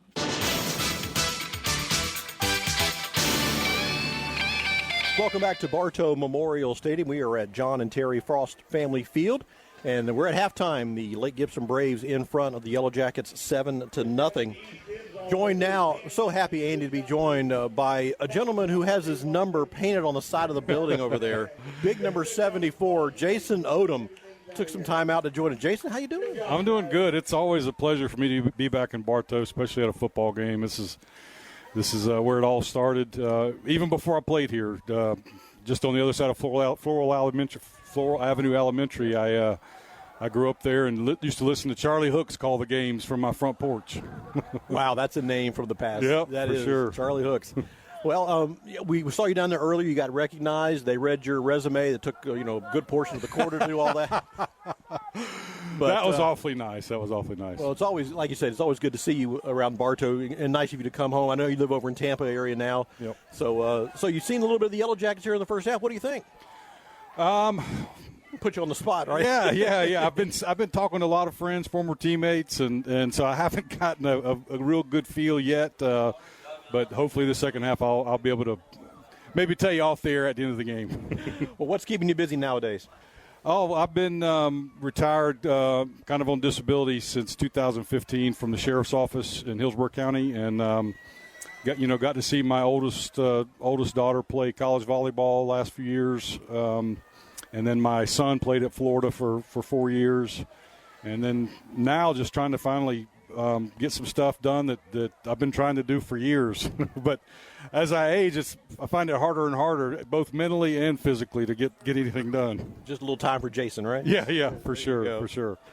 Well, can you hang out with us here? We're going to kick off the third quarter. Yeah, here. absolutely. Bartow will get the ball to start the third quarter, trailing 7-0. Jackets are 3-3 on the year. New head coach this year, and Coach G brought a new attitude to the team. And Jackets got a lot of speed. They haven't been able to show it tonight. That Gibson defense has been kind of stifling. I retired back in September last year. Yeah. And I tell people, I don't know how I had time to do the things I'm doing now and still work at the same time. I just saw my old principal, Ernie Cooper, and he said the same thing to me. And I can my remarks would be the same. I don't know what exactly we're waiting on here. Everybody seems to be lined up. Are we missing Jeff, they're waiting on you. They're waiting on me? Well, I'd rather talk to Jason. Here we go. Here's the kickoff. This is going to be taken by, Borders will let it bounce. He'll pick it up at the 5, 10, 15. Borders moves out. Now at the 20, 25. He's got a nice little run here going 30, 35, 40, still on his feet. They returned one last week against Bloomingdale for a touchdown, and Borders had a nice little run back. Yeah, that was nice. That didn't open up immediately. He kind of was patient and let things happen. He didn't tuck that ball in the way he was supposed to. He had that thing dangling out like that, and I was like, oh, no, here we go. Jason, your former team up in Gainesville plays Texas tomorrow. They've had a little rocky year for our Gators. I'll call them our Gators, too. It's been hard to watch. It really has. Really, for me, the past 2 years. I know they had a little run at the end of last year, but it's been tough. I know you're not going to like this, but that man sitting right there, he's a Hurricane fan. It's all good. No, it's not. Yeah. So he's not worried about tomorrow at all. Here we go. 1st and 10. Browse wants to throw it downfield, and he slings it over everybody's head, incomplete. Yeah, when I was doing the introductions in the second quarter, I gave the little gator chomp, and Neil immediately came up and said, "Stop doing that! I'm a Seminole." Neil Duncan, the Booster Club president, yes. who is a big Seminole fan. Oh, We don't listen to Neil around here. that's Mike on the sideline down there. Oh, okay. I'm sorry, Mike. I didn't. Yeah, we don't listen to Neil around Yeah, here. he's right down there. We just let him run off sometimes. 2nd down and 10 for the Yellow Jackets. The ball at their own 44-yard line. Browse in the shotgun. He will hand it off. Hall up the middle with a nice little burst. And Hall's going to pick up 4 or 5 here. Right near midfield. Oh, about a yard short of midfield. Now, Jeff does a good job of keeping up with this stuff, doesn't he? Yeah, he does. I had a good teacher. yeah. No, Neil's really nice. I've been in contact with him. I let him know I was coming this week to this game, and he put all that together within like 2 days. So that was really, really nice of him. 3rd and 5 here for the Jackets, and it's going to be a quick pass to the near side. They get it to Terry. Terry tries to shake off one tackle, but he can't get away. That's a nice open field stop there by the Braves. Jason, number 4 there, Jacoby Terry. We call him the Blur. He is so quick when he gets into open space and we can make a play. That's the man you want. They try to do it right there. They try to get him out in the open, and nice play by the Braves to bring him down. But the Blur, we call him the Blur. Do they move him around, or is he always in a wide receiver spot, or is he? Sometimes he'll play running back. Sometimes he'll be in a little slot formation. Any way they can kind of get him the ball. Gotcha. That's what they try to do. 4th down for the Yellow Jackets. That's going to bring Meyer on to punt. Meyer's got it, and he'll send it downfield. Good high kick. The defender will go back and pick it up at the 15-yard line. That is Dash. Dash spins one move, spins again, and to the 21. I love the punt returner's name is Dash. That's excellent. Well, Jason Odom, it's a pleasure to see you again, my friend, and thank you for taking a little time to come talk with us. And yeah, listen, it's my pleasure. I feel like the red carpet gets rolled out for me every time I come here. It's a wonderful thing. Well, you deserve it. Well, there's a lot of people that are in my life that just made a difference, and a lot of people from Bartow High School that I just love still this day. My teammates I get to see, that's just wonderful. Well, again, we thank you for stopping by, brother. Thank you. I appreciate it. Thank you. Always a Bartow. Thanks, sir. Number 74, Jason Odom. 1st and 10 for the Lake Gibson Braves. The ball at the 20-yard line. Here's the snap, and it's going to be a running play. There's a flag on the play. Oh, my God. Mike, that flag was thrown right in the pile there, wasn't it? Yeah, I don't know if they're going to get him for like a horse collar or something because they got him up pretty high. We'll see. I think they're just kind of making it up as they go, too. Bruce might have to readjust his headsets. Holding call against the Lake Gibson Braves. It's almost like Bodie had wore this. Yeah, Bruce gave up his headset so we could talk to Jason. He is a big Y'all man. have fun? Oh, we did. Well, Elizabeth and I have fun. We were chatting down there talking about catheters and, how fun they can be. And, but no, hey, I'm sure he's a great guy. It's going to be 1st and 20 here for the Braves. Backed Your up. first time meeting him? No. He was here at the game last year. Here's the snap. Padgett will throw it to the near side, and he is decked immediately. He did hold on to the ball, but... And he was being held. I mean, he had to just drag the guy with him to break that up. White on the tackle, and as soon as the ball carrier received the pass, he received White and just brought him right to the ground. And that's going to be 3rd down. And long, about 20 yards, 20-plus yards? I'll go with you, Andy. We'll call it 20. Halftime score. Whistles will stop the players there. Halftime score, Davenport 13, Haines City nothing. There we go. I thought it'd be wider than that. Good enough. That may be the only game I win all week. It could be. Padgett, the quarterback, he's in the shotgun. Here's the snap, drop straight back. Looking. Now he's under some pressure, being pursued by Stacy, and he got him at the last second, but he managed to get the ball away. Well, Incomplete. and Stacy did kind of deflect that ball because he was actually going down as he throws it, and that took all the steam off that football. Tried to connect with McBride over there. Incomplete. So it'll be 3rd down and 20 now for Lake Gibson. Lakeland's in front, 21-3 over Sumner. That was just a whim. And that was back. They got back there that time and rounded him up. 8 minutes left here in the third quarter. Lake Gibson 7, Bartow nothing. Lake Gibson facing a 3rd and 20. Andy, can I talk about him now? Oh, yeah, please. Visit Zest Bar and Grill in downtown for a great dining experience featuring an array of delectable dishes served by friendly staff. Downtown Bartow next to the post office, Zest Bar and Grill. Andy? I ate there Thursday, Yeah. and the food was delicious. And the last time I walked in that building, it was a laundromat, and they have just done a remarkable job with the inside. It was the atmosphere was all good. The server we had was great and took really good care of us. I enjoyed it. Did they clean your clothes while you were there, too? No, they didn't do that. I didn't bring them. That's a pretty good deal, though. I mean, you go in, you get your clothes clean, and you eat. Have a good meal, yeah. I mean, I like it. I like the idea. 3rd and 20. Here's the snap to Paget. He's going to hand it off. Here goes Diaz again up the middle. Diaz with some nice moves. That's going to be George. Got the first down. No, I don't think he got enough.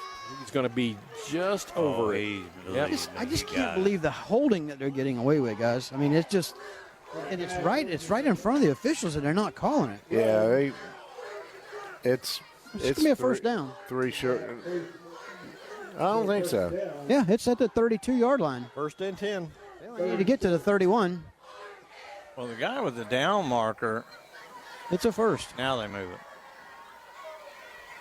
Maybe they just didn't want to. 1st and 10, Lake Gibson from their own 32-yard line.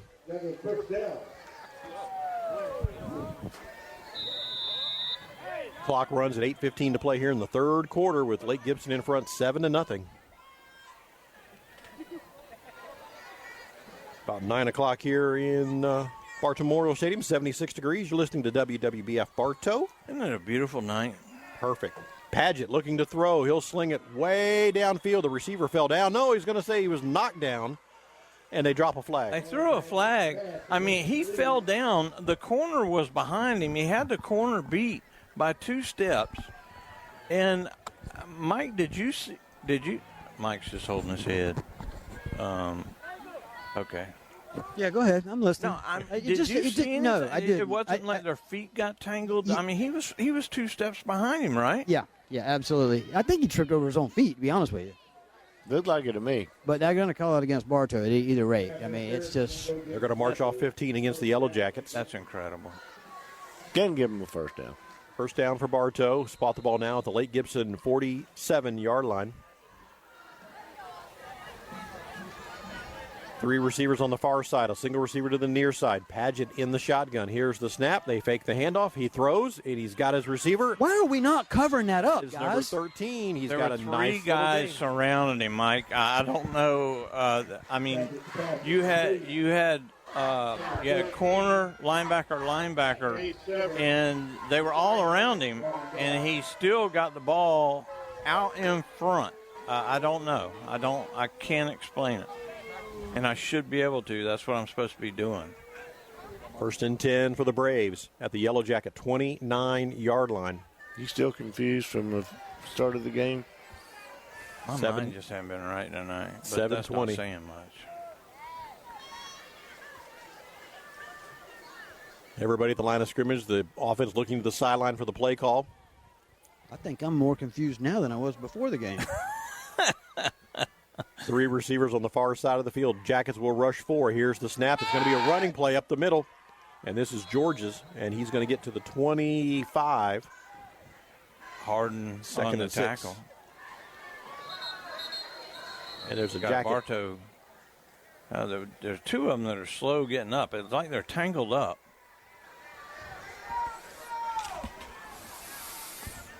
Okay, we got two people down. We got one for Lake Gibson this don't and one look. for Hang Bartow, on. and they're tangled up.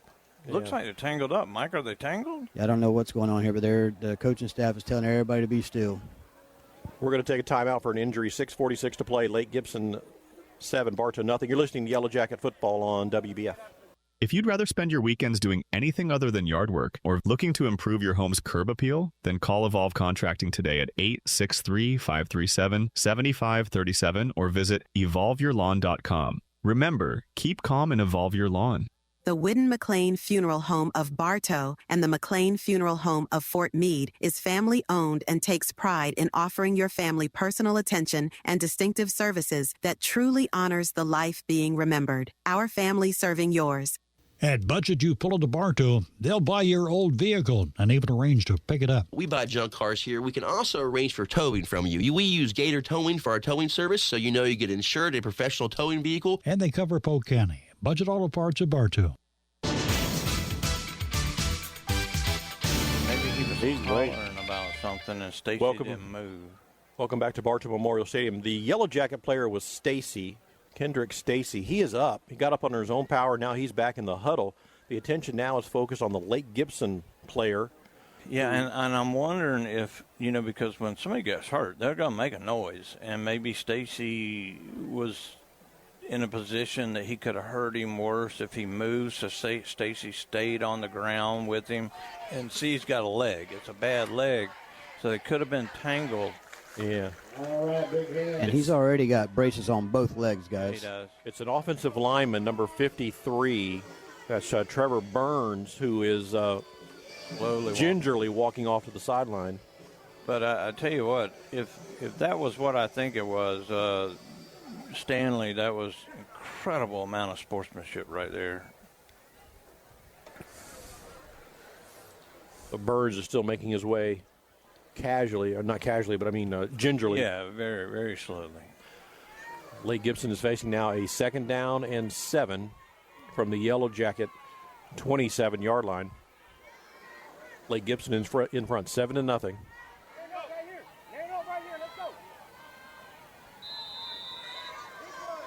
And now we're ready to resume. Padgett in the shotgun. 3 receivers on the far side of the field.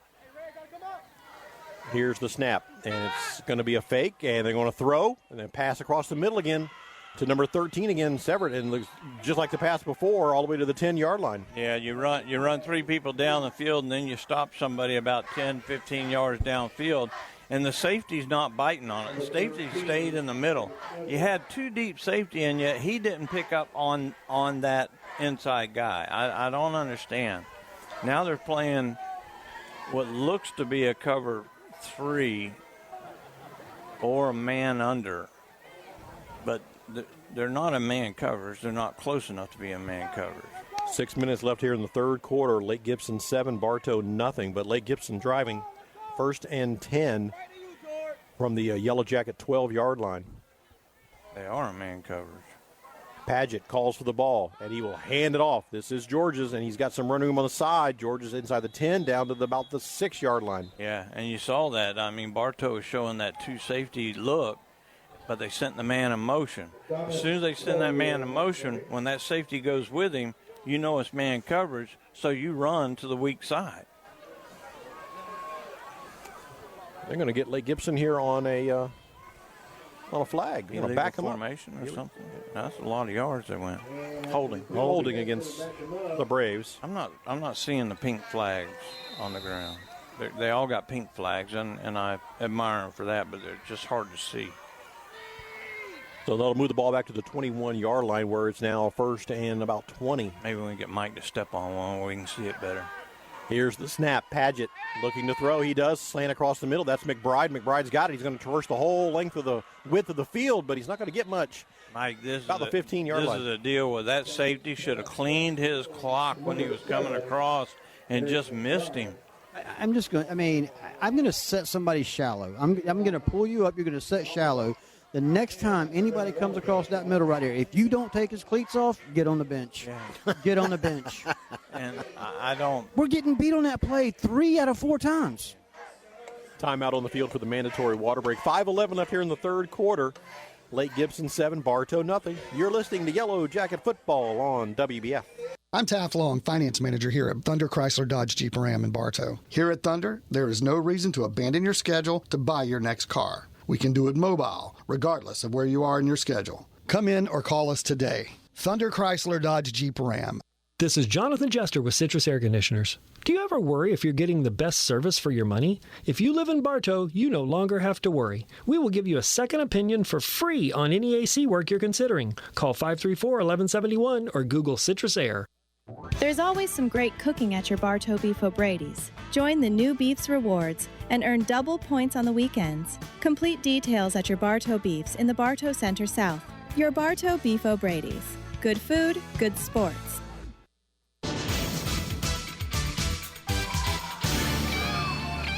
Welcome back to Bartow Memorial Stadium. We're in the third quarter, 5:11 left in the third, with Lake Gibson in front, 7-0 over Bartow. Lake Gibson facing a second down and about 13 from the Yellow Jacket 14-yard line.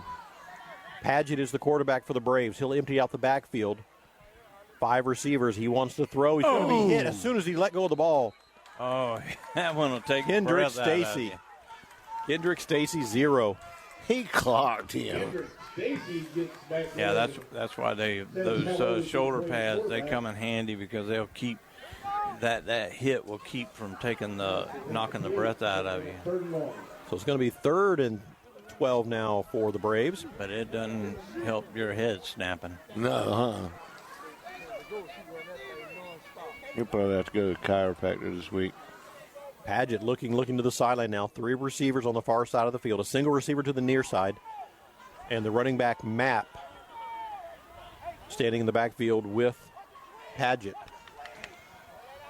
Calling for the ball. Here it is. Paget wants to throw. Slant across the middle, and it's incomplete. That's what you needed right there. Ball went sailing just over the fingertips, and then after that, Garcia cleaned his clock. So it'll be 4th down now. And Lake Gibson will send out the kicking team to try a field goal. They had 1 field goal attempt blocked earlier. They were successful on a PAT. This is going to be about a 31-yard field goal attempt. Kick it into the wind this time.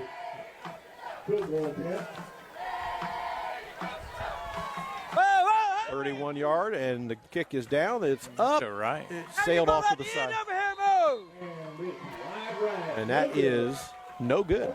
Yeah, that's tough at any level. You know, these hashes are wider than they are in the NFL. These are like college hashes, and you got to take aim. When you're kicking from that left hash and you got to poke it that way, it's a lot easier to pull a ball than it is to push it. That'd be called wide right? Yes. And that would be the Buffalo Bills and the FSU Seminoles many times. I want to give a shout out to a brand new listener that found us this week, and she's listening to the ball game. Carrie Nelson. I want to say hi to Carrie. Thank you for tuning us in tonight.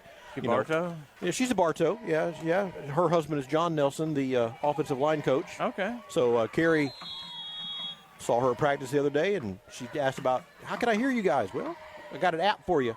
Well, right here. We haven't said anything bad about her husband, so that's a good thing. So it's going to be 1st and 10 for the Bartow Yellow Jackets from their own 20-yard line, following the miss field goal attempt. Cheerleaders are rocking and rolling down there. They're going one at a time, and they're doing their specialties, spins and flips, and that's so much fun to watch. But unfortunately, we got a game to watch right now. 2 receivers left, 2 receivers to the right. Browse in the shotgun. He wants to throw under some pressure. He throws it, and it's all Terry. Right in the chest. Yeah, you got to catch that ball with your hands. When you got a perfect ball like that, the receivers are taught to use their hands because, once again, we talked about the back plate. Now you got that breastplate on the shoulder pads, and it hits that, and it bounces off like ricocheting off a wall. Well, they got rid of the real little girls, and now they got the JV and the varsity out there together. Here's the snap. You can bet all these girls are extremely close. Browse looking to throw. He does. He slings it over everybody's head on the far side of the field, trying to get over there with where Borders was. And nobody seemed to be expecting the ball. Roughing the passer against Lake Gibson. That'd be that big cat. Yeah, 99. That's 300 pounds falling on you, too. Is that the one in pink you're talking about? Yeah. So I was watching the ball. I wasn't watching Browse. I wasn't either. He's number 99. He's 300-plus pounds easy.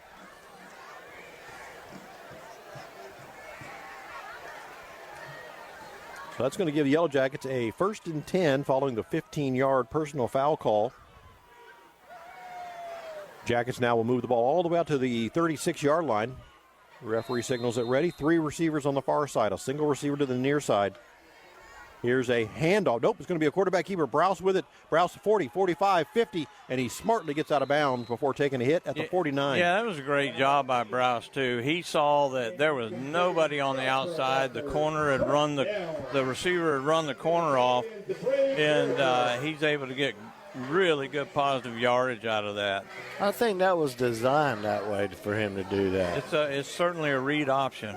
He can give or go. 1st and 10 for the Yellow Jackets now at the Lake Gibson 49-yard line. Here's the snap, handoff. This is going to be Hall. Up the middle goes Hall, and Hall gets some tough 3 yards there. Yeah, it was a low snap. Really good job by Browse that time to get that ball and hand it off cleanly. We keep talking about this, that, and the other thing, and we are right. We're in this game. I mean, it's a one-score ball game. 7-0, Lake Gibson in front, absolutely. 2nd down and 7 for the Yellow Jackets. Ball at the Lake Gibson 46-yard line.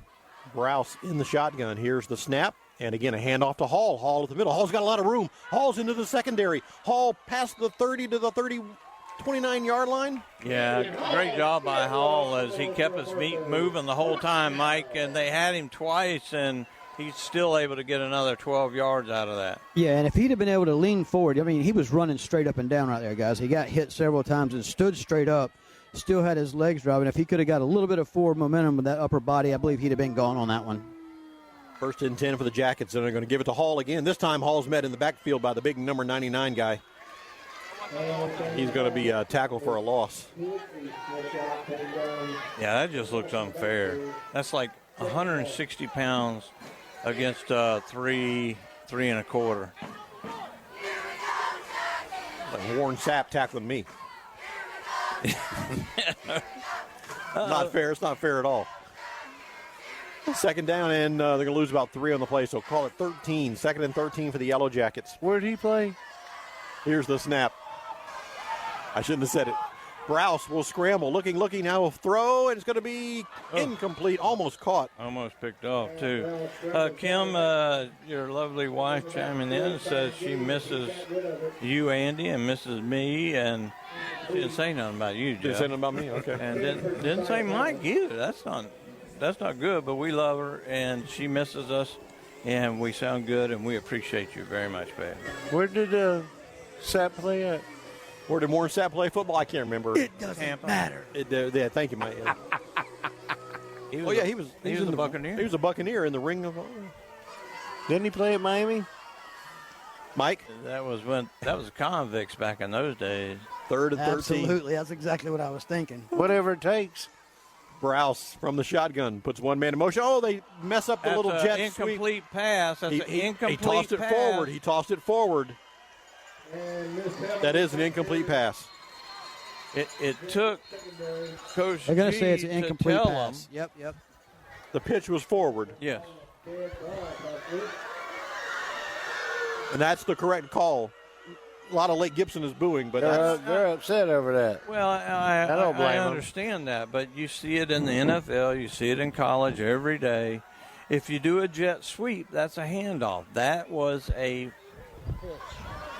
forward pass. It doesn't have to go 2 inches as long as it's gone from his hands into the other. So that's going to be 4th down now. 4th and 13 for the Yellow Jackets. They leave the offense on the field. 1:25 left here in the 3rd quarter, trailing by 7. They're going to try the same play again. This time they fake it. Browse keeps it. Browse wants to throw down the field. He's got his receiver, and it's incomplete. He just dropped it. Oh, that was Terry again. Sitting down. The guy was coming at him. Terry's a tough guy, and that's the second drop for Terry, and that's very uncharacteristic. Huh? Mike? So that's going to be a turnover on downs for Bartow. Yeah, guys. I mean, it's almost like, I don't know. That's like 3 passes that we've dropped right there. We just are not hanging on to the ball. We're just not. You know, we talk about us being off tonight. I don't think we're the only ones that's off tonight.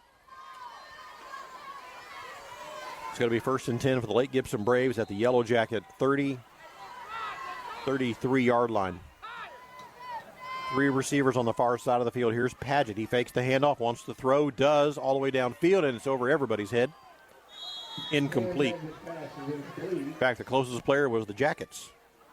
That was he threw Thomas. that off his back foot and just put way too much on it. He did not need to. Yeah. But I think he had some orange jerseys bearing down on him. Our friends at Citizens Bank and Trust are your local bankers with over a century of looking out for you, your family, and your business. Proud to be your local bank. Member FDIC, equal housing lender. 2nd and 10 here for the Lake Gibson Braves. 3 receivers on the far side of the field. Jackets will rush 4. Here's the snap. Paget wants to throw. Sets up a little wide receiver Same screen. And he's got it complete. And a tackle by the toe brings the ball carrier down at the 49. Back to the exact same play. That 64 right there had that number 14 all wrapped up and tackled him and everything else. It's enough for a first down for Lake Gibson at their own 49, 1st and 10. Lake Gibson in front, 7-0. 31 seconds left here in the 3rd quarter.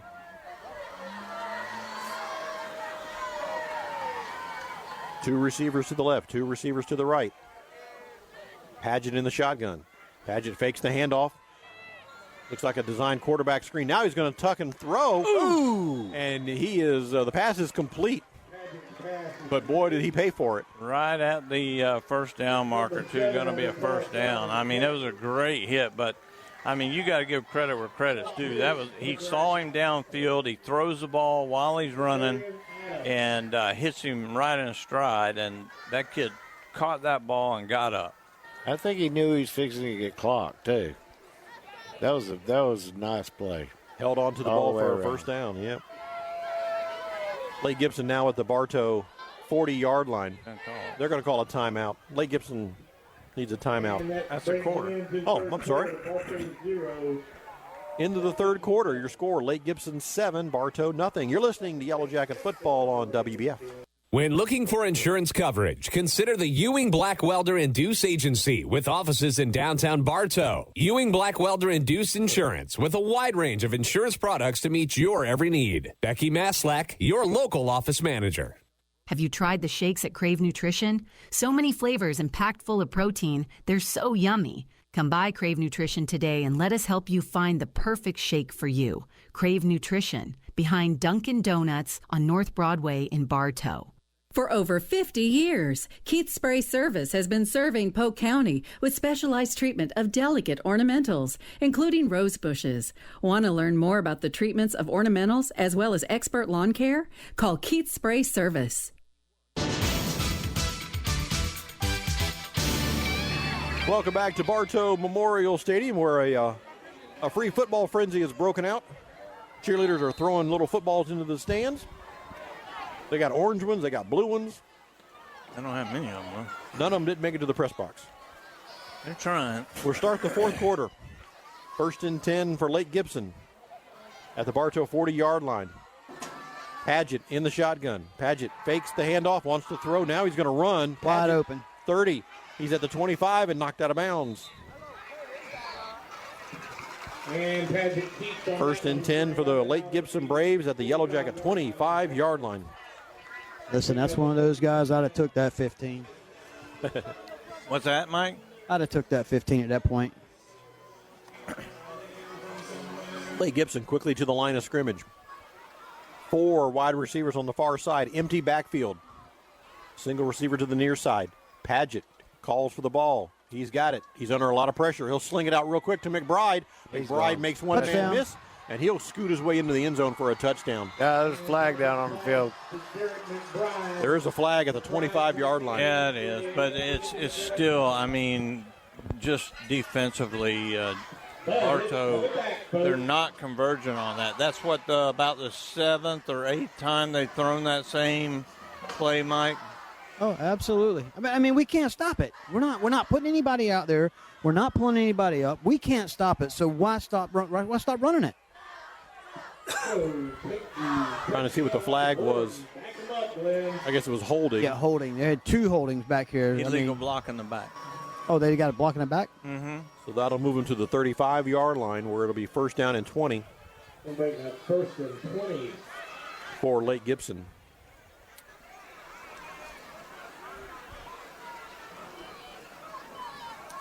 Jackets put 4 down linemen on the defensive side of the ball. Lake Gibson with 2 receivers to the left, 2 receivers to the right. Quarterback is Paget, wears number 15. Braden Paget.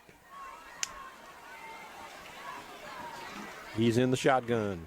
He's got the ball. Paget will scramble. Still with the ball now, looking, throws it, and it's incomplete. Paget ends up on the bench on the Jacket side. Everybody's okay. It'll be 2nd down. Jackets with some good pressure that time.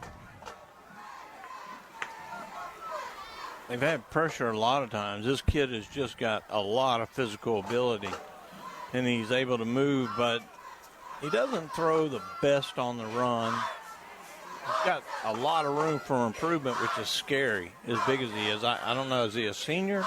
Well, according to this, he's a junior. Also says he's 6'1". He's bigger than 6'1". Mike, he's bigger than 6'1", right? The quarterback? Yeah. No. No? No, he might be right around there. Okay. Here's the snap to Paget. Paget looking. Now he's going to be swallowed up by big number 98. That's Harden. Paget's taken down in the backfield for loss.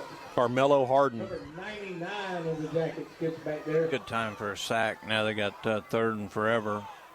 Harden's been chasing him all night long and finally got rewarded. Yeah, and they're just gonna try to get something. Carmelo Harden on that takedown. 3rd down for the Braves. They need about 25. Oh, and they got Bartow to jump. And flag flies in on the near side. So that's a free 5 yards against Bartow. Makes Lake Gibson's 3rd down play now 3rd and 20.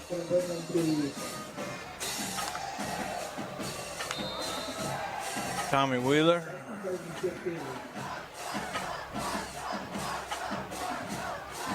Paget Thanks for all the recognition. Hey, you deserve it, my friend. Absolutely. You really deserve it. Here's the snap. Appreciate everything y'all do. Paget will throw it. The pass is going to be caught. Only going to gain about 9 yards. Had to go down to make the catch. Mike, Kim wanted to say sorry. She thought she had included you in the message, and she loves you too. No, you just had a reminder. That's it. I'll remember Kim. Oh, my. I love you, Kim. It'll be 4th down, 4th and about 13. Too far for a field goal, I guess. So I don't know why they just don't go for it. I'm going. I mean, yeah. They brought out the punt team.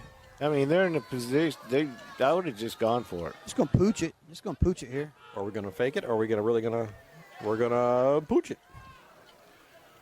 And it goes over the head, and it lands in the end zone. Touchback.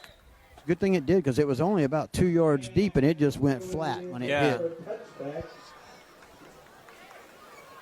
Just like one of Bruce's wedges on the green, right? Just stops right where you hit it. About 8 yards short. But I'm kind of in agreement with all y'all on that. I would have probably done something, at least run the football or something, take some kind of a chance. But it's a one-score game, and if they can pin Bartow down inside the 5, more power to them. Bartow hasn't moved the football a whole lot against them. That last drive was the best drive we've had, but that was helped by a couple of penalties. We've got to move the football here consistently. 1st and 10 for the Yellow Jackets from their own 20-yard line. Browse will take it. Handoff. Here goes Hall, trying to get Hall going on the ground, and it's tough in that middle line. It is. It's really, really tough. You got. Well, what is that? What's his number? 99. 99. I mean, and that's a great number because it should be 172. Because you got room on the jersey to put it. Yeah, and you run into that cat, and you ain't going nowhere. Well, they got to be getting tired because they've got some serious linemen. Now, Bartow's not all that small or all that big, but when you got somebody 300 pounds plus hitting you, it's going to get 2nd and 9. Browse with a nice throw, little back shoulder caught on the far side of the field. That's going to be a Yellow Jacket first down. Yeah, I'm trying to see who caught the football. That's number 4, wasn't there? Number 2. I think it was Borders, number 2. Nope, no, that was 4. That was Terry. And he's dropped a couple tonight, so that's good for him to get his confidence back. We really, for us to be successful, it seems like number 4 needs to be doing a lot on the field. 1st and 10 for the Yellow Jackets at their own 31-yard line. Stacy now in a little slot position as a receiver. Flag on the play. Bartow, false start. The receiver. False start, Jacket. So that'll back Bartow at 5 now. 8:23 left to play here in the ball game. Lake Gibson in front, 7-0. Browse in the shotgun.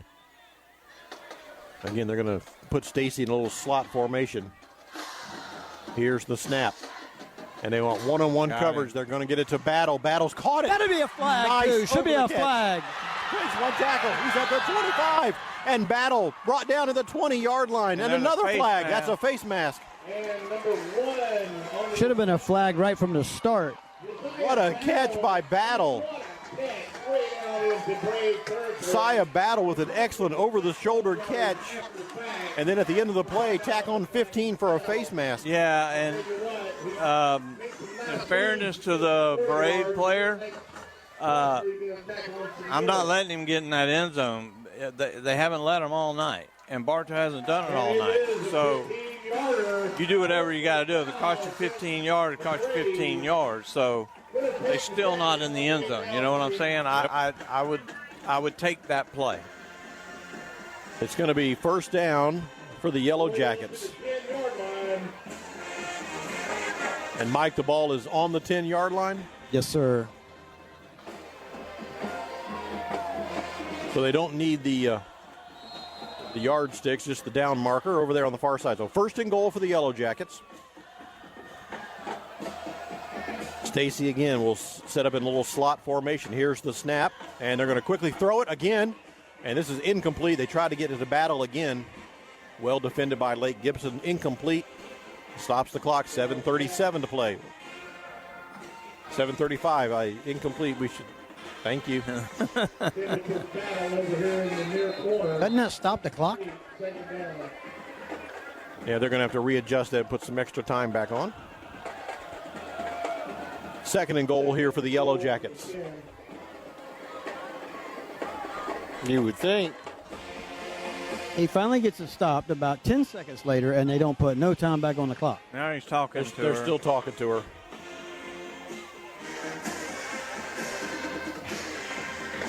What is that god-awful noise I hear coming from the other side of the field?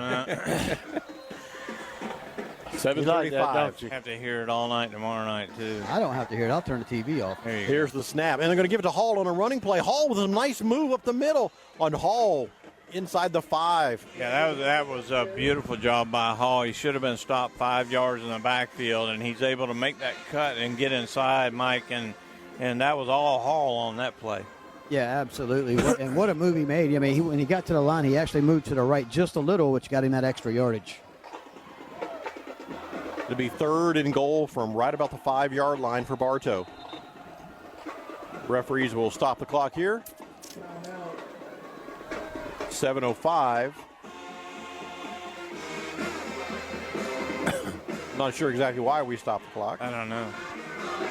Now we're ready. It's actually feeling cool outside now. 3rd and goal. Here's the snap. Hand off to Hall again. Hall breaks one tackle at the line of scrimmage. He's pushing the whole pile forward. Did he make it? Did he make it? Oh, the rugby scrum is going to be a yard short. Yeah, you don't see that a whole lot in high school, but the Bartow Jacket offensive line just got hold of him and was dragging him towards the end zone, and he ends up about a yard, maybe a yard and a half short. They're going to spot it all the way back out to about to the 2-yard line. That's crazy. The 2. Oh, goodness. All right, it's 4th down. The Yellow Jacket offense remains on the field.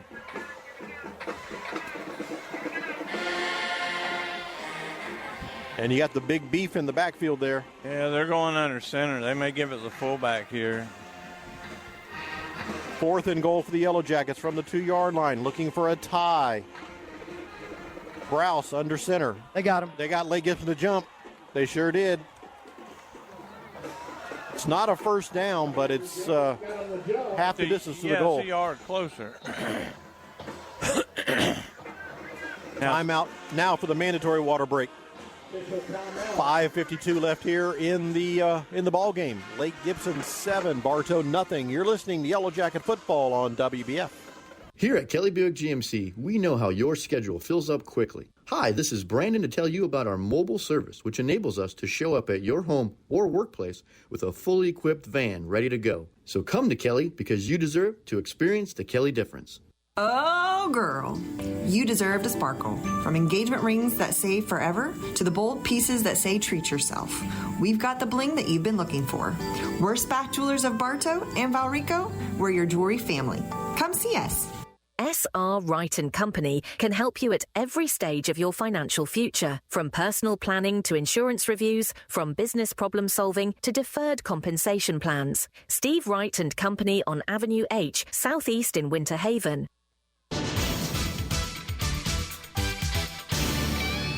Okay, here we go. 4th and 1 for the Yellow Jackets at the goal line. Here's the snap. Browse with the ball. Browse wants to throw. He does, and it's going to be incomplete. Browse had the option to run it or to toss it over the lineman's head into the end zone, and it didn't work. Okay, so Lake Gibson's pinned on their own 1-yard line. I don't know. Minus 20. I'm not going to go against Coach G. I mean, I trust this guy. I've really learned to love this guy quickly, but I don't understand that call right there. So Lake Gibson will take over on downs, 1st and 10 at their own 1-yard line. I'd have busted through. Here's the snap. They try a little quarterback sneak, and there's a flag that comes in late. Bartow's got the ball in the end zone. Had the ball before they whistled the play dead, too. Yeah, that's Harden with the football. They're going to get Bartow with something here. Well, they tried to do a little quarterback sneak, a little brotherly shove. And they had the scrum going the other way. They were just trying to push their quarterback, and a flag came out. Harden came out with the football, but they're getting Bartow for something here. I just guarantee it. Yeah, he had the ball before they whistled the play dead, too. They're talking and talking. They may. Did Harden rip the ball out of his hands? Nah, this couldn't go that way for Bartow. It just can't happen. They're going to decline the penalty. Bartow did recover. Bartow's ball. It is Bartow's football. They're going to say, what was it, assistance or something? The motion was like they were pushing the ball carrier. Bartow recovers at the 1-yard line. Yeah, he called it a fumble somehow or another. Wow. Yeah, that doesn't happen for Bartow. I'm not understanding that. And these Lake Gibson coaches are really not understanding it. And they must have done something. If they pick him up and lift him off the ground to try to push him, it could have been something like that. Yeah. Because we just did the same play, a couple of plays before. So not exactly sure what happens. All we do know is Bartow has the ball. It's first and goal at the 2-yard line. Browse under center. Browse will hand it off. And the ball carrier's met in the back. He's in. Touchdown, Bartow. Yes. Yep, they're shaking their head. There's the signal. There it is. Oh, my goodness. That was Hall. Camden Hall with a 2-yard touchdown run. We're an extra point away from a tie ball game. And see, that's where I'm wondering what happened with Lake Gibson, because we just did the same thing again, where we helped the running back into the end zone. So it must have been, the back judge threw the flag, so it must have been where they were lifting him up and trying to carry him or something. Yeah. So Meyer on to attempt the extra point. 7-6 is your score. 5:15 left in the ball game. All kind of discussion at the line of scrimmage for this extra point attempt. Referee backs away. Meyer from the hold of Browse, the quarterback. Here's the snap. It's good. The kick is going to be blocked. And that's it. You can't return in high school. So Listen, I'd have just went for 2. That's what I was thinking. It's, you're right there. We've had no success kicking field goals. Right. We can't get the snap back and get it to the ground fast enough. I mean, well, we had a number of issues in Haines City where we were having PAT troubles in Haines City a few weeks ago, and it kind of still lingering its head around here about these missed opportunities. So 7-6. And about the only thing the kicker's really done is that 43-yarder. That was a nice one. Yeah, but like you said, the center and but it's not his fault. He's missed a couple of field goals since then. Yes, but the center and the holder can't get their things together, and they should have been working on that, and working on that, and working on that. I believe they are. I really do, because Coach G has mentioned it, and I really think that if Coach G mentions it, they're going to be working on it. But somehow it's not putting together when it counts. Did he pooch it this time, or try to get the ball back? Got 5 minutes left. I think you kick it. No, you kick it deep. Meyer has it teed up and ready to go. Final score tonight, Auburndale 45, Ridge Community 6. That's a final. And Lakeland 35, Sumner 3. I ain't liking that. Fort Meade's ahead 20-0. What is Lake Placid? Pull back down again. Where'd you see it? Ooh, Davenport 25, Haines City 6. I thought I saw Lake Placid on there. Here's the kickoff. Taken by Dash at the 15-yard line. He's at the 20, 25, at the 30. Dash with a nice move, still on his feet. There's a flag over here, guys. And he's still going. 45, cuts back across field, brought down from behind at the 50-yard line. That's a kicker that made that. That's like a 20. And the referee, one of the officials, threw his hat. He ran out of flags. Second flag. So he threw his hat. Yeah, there was a hold over here, right? So there was a hold where the flag's at, and then they're going to get the other one where he threw his hat. They're going to get that one for a horse collar. Horse collar, yeah. Fort Meade's up in the fourth quarter now, 23-6 over Moorhaven. All right, scroll a little bit more. There's no Lake Placid. Parish. There's a Ponciana, Lake Region Ponciana. Lake Region's up 6-0. Maybe that's what I saw. Where are your glasses? Doesn't matter. I can't see with them or without them. So the penalties will offset. It'll be first down where the ball was returned to, which is actually good news for Lake Gibson. Yeah, I mean, they can run the football right here. Take a lot of time off the clock. We're re-kicking. We're re-kicking. Okay, I like that too. 5:01 left here in the ball game. I'd kick it away from that Dash. 7-6 is your score. Lake Gibson in front of Bartow by a point. And we will replay the kickoff. Yeah, this one you really got to be careful on. Now you've had that kicking team run all the way down the field. That's what I mean. Kick it away from that one fella. Listen, I'm still waiting for somebody to drill one of the up men with the ball. Did you guys see the football game last night? The 49ers and the Rams. I watched a little bit. The kickoff guy, was it for the, I think it was for the 49ers, or maybe for the Rams.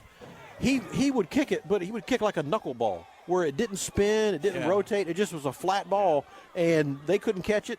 When it hit the ground, you never know where it was going to go, and he'd drop it in that landing zone, and it was pretty cool. I never saw a football do that. Yeah, they're getting cute with that because they're trying to come up with new things because it has to be in a specific spot. Meyer puts his foot into it. He sails this one deep. This is taken back the 5-yard line over his shoulder. There's a block in the back. 15, 20, 25. Up to the 40-yard line now. 45 near midfield, still on his feet. Down the sideline he goes, and before he's finally knocked out of bounds. And we take this like it's paid off to Lake Gibson. That gained him an extra 20 yards. Do we not have lanes? Do we not know what lanes are? Did we not coach those or what? I struggle with this whole situation right now.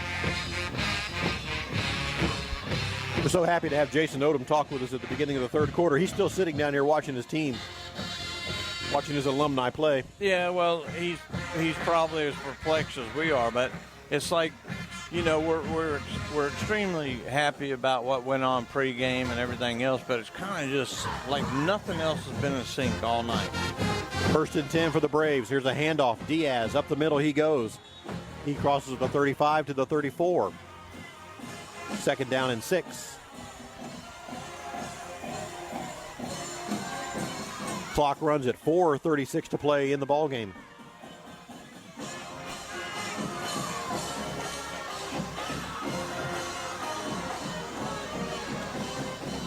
Cheerleader passing out footballs. Yeah. You just handing them out? Just handing them out. I guess maybe somebody got hit in the face or something. Now they can't throw them anymore. Second and 6 for Lake Gibson. Ball at the Yellow Jacket, 34-yard line. 3 receivers on the near side of the field. Here's the snap. Handoff. This is Diaz again. And Diaz is bottled up at the line of scrimmage. But that's like everything else.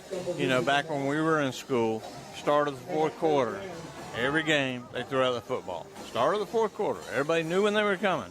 It wasn't after 2nd and 4. It was the start of the fourth quarter.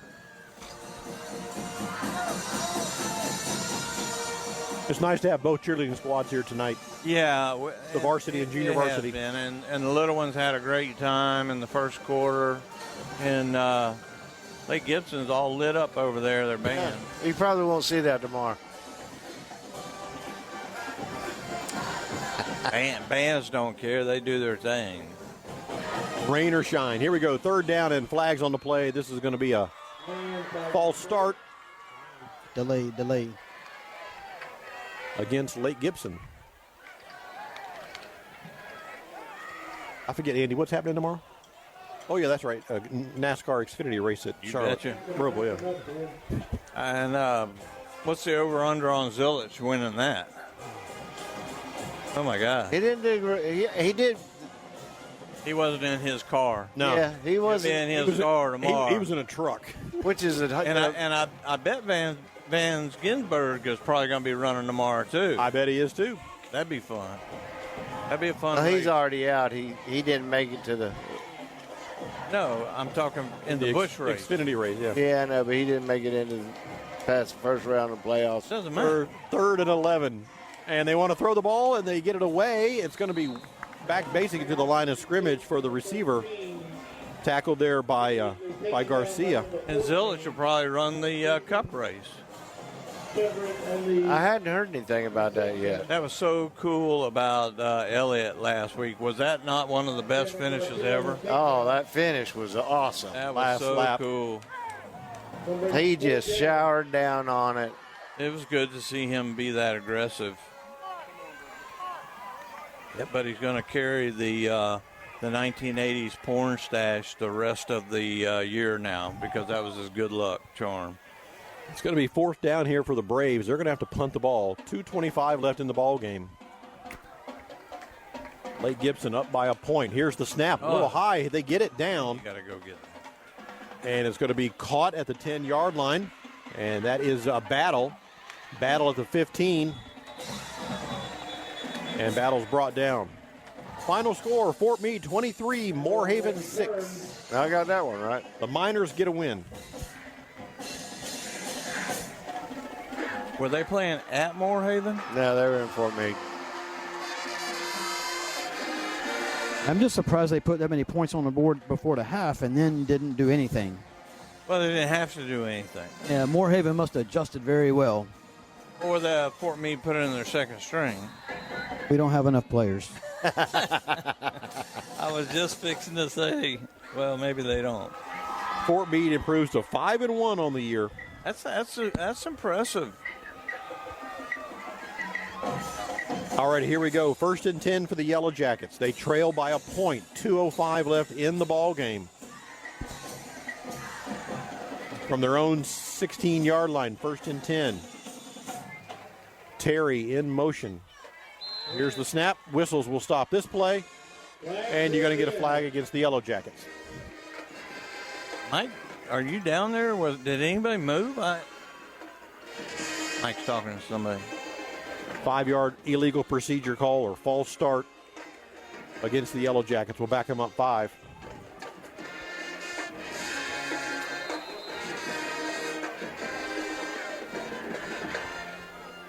All right, here we go. We're set now. 1st and 15 for Bartow.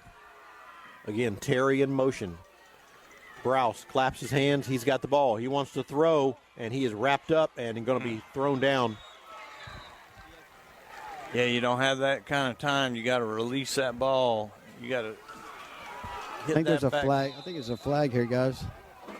Stops the clock with 1:56 to play. Timeout, Bartow.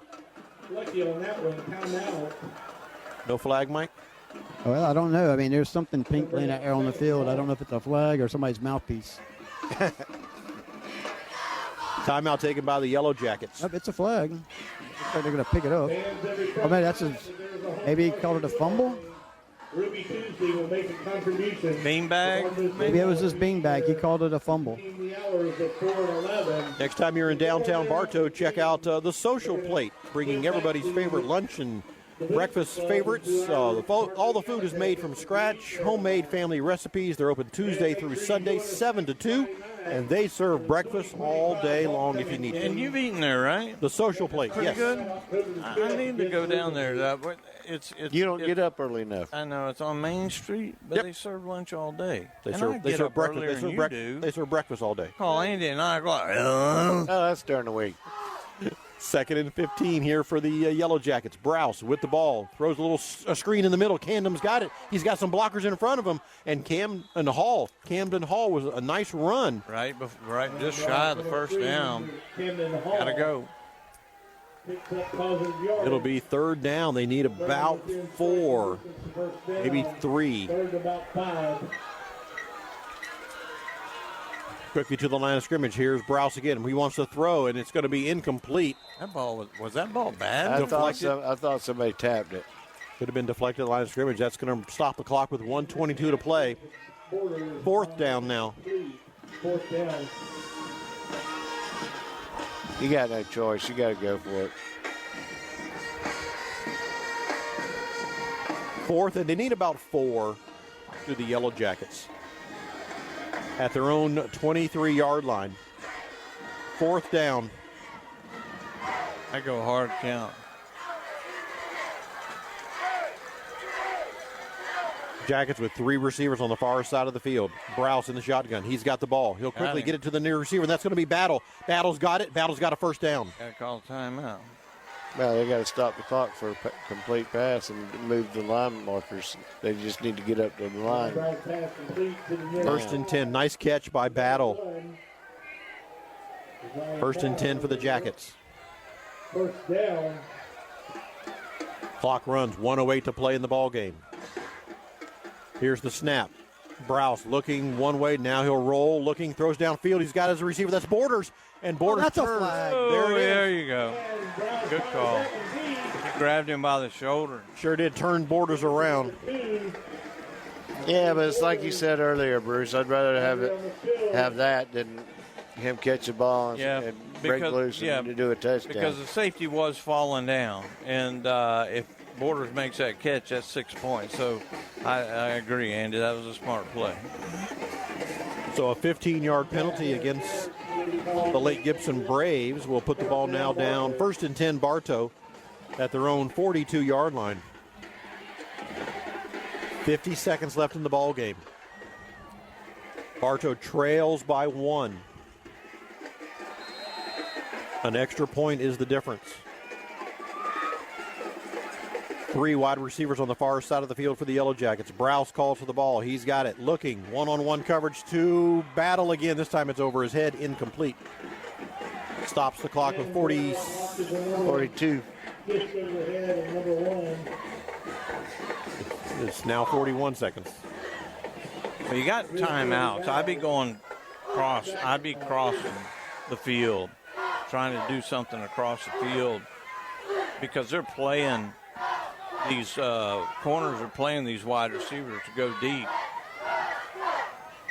2nd and 10 for the Yellow Jackets at their own 42-yard line. 41 seconds left in the ball game. I'm going right here. I'm going outside here, guys. Here's the snap. Browse throws it. And Borders again. And Borders is hit again. There's another flag. Borders was clearly hit and knocked down before the ball even was near him. Yeah, and too bad that's not a spot foul.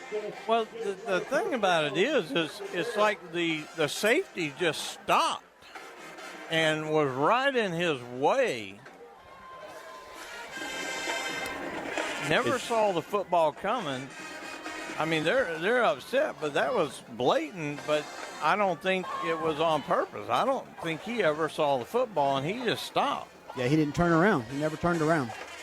Now the referees are having a discussion.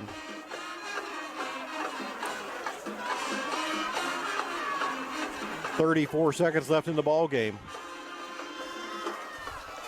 Lake Gibson up 7-6. What are they going to do here? They're going to wave it off. They can't wave it off. I mean, it was blatant. It was pass interference. There's the signal. Pass interference, Lake Gibson, 15 yards, so that'll march it.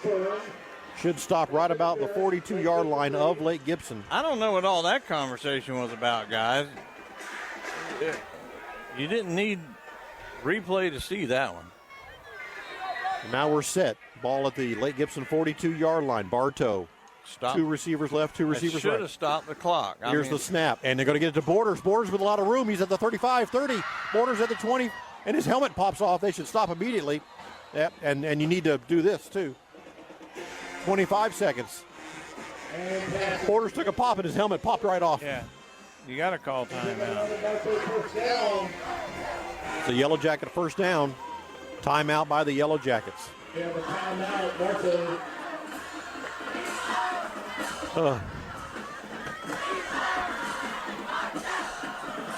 It's like watching a Buccaneer game. Yeah, but we don't have Baker. We don't have Baker. We got somebody that's tough. Browse is tough. Now he's. I guess you could call him a mini Baker because he's low to the ground. He's not the most athletic person in the world. He's got a cannon for an arm, so he's probably as close as you can get. He's 6 foot tall with grit. Yeah. And we don't have, what's the receiver there, Ugliaboo? Yeah.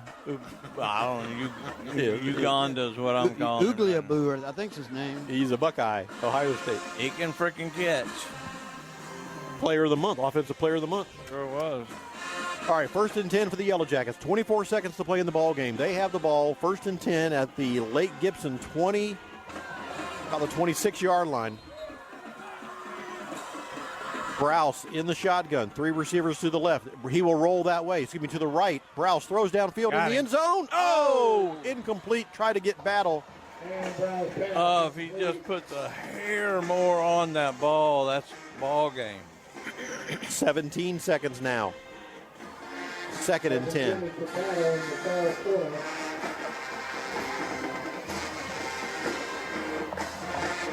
They'd never get tired of playing that song, did they? That's the most nastiest sound I've ever heard in my life. It is. It's just aggravating. All right, here we go. 2nd and 10. 17 seconds left in the ball game. Bartow at the Lake Gibson 26-yard line. Here's the snap. Browse again will roll to his right. He's looking. Now he's got to do something still with the ball. Get out of bounds. He will run out of bounds. Stops the clock with 9 seconds. Picks up about 5 or 6 yards in the process. Yeah, he got positive yardage, makes the throw a little bit short. Third down and about 5 yards. Do you have time to run one more play, or do you try to kick it now? Well, you can't run wide. You got to catch it, you got to snap it, and you got to release it pretty quick. Yeah, you don't have time to. If you try to go to the end zone, the game's going to be over. So you got one shot, and you got to be ready with that timeout. They already used it. No, they got. I think they got some left. I think Bartow has at least one left. All right, here we go. 3rd and 5. 9 seconds. Here's the snap. Browse with the ball, throws it across the middle, is caught at the 10-yard line. Timeout. And there's 4 seconds left. 4 seconds left. There's the injured jacket down as well. Now the clock just went to 1. First down, Yellow Jacket. Well, there's only one play left, so. And timeout. Timeout. There's a Yellow Jacket player who's down on the field. Looks like to be Jacket player down. Cramps. So, Mike, the ball is spotted where? The 15-yard line? It's going to be just inside the 15, maybe about the 13-yard line. Yep, 13-yard line. So about a 33-yard field goal attempt coming up for Bartow to win the ball game. Yeah. They going to kick it? Oh, yeah, they got it. Nothing else to do. Yeah, you got no choice. Oh, you got a choice. Meyer is on the field. You do have a choice, but, All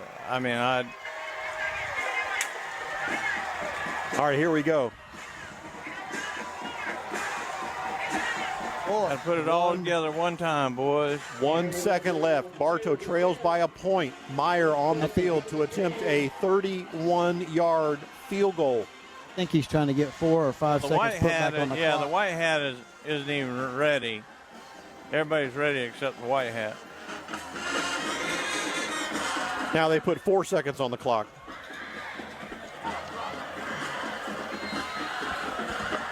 Okay, here we go. 31-yard field goal attempt for Bartow to win the ball game from the leg of Meyer, right-footed kicker. Here's the snap. It's down. The kick is up. It's away. It is. No good. No good. It went off to the left.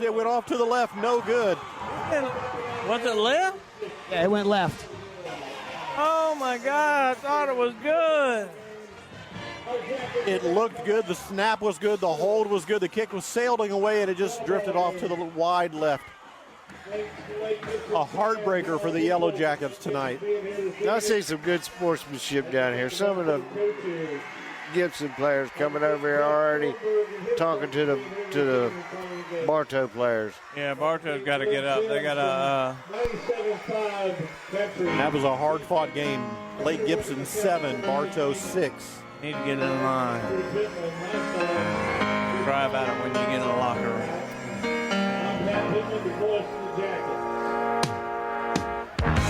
Sailed just a little bit wide. 7-6, your final score. Lake Gibson. I thought it was through there. Beats Bartow. I thought for sure it was good. Did you see it go left of the crossbar? Yep. Yeah, it did go. I can't see. If you had your glasses on, maybe. They don't help. We'll take a timeout and be back to wrap this one up. Final score 7-6. Lake Gibson wins. You're listening to Yellow Jacket Football on WBF.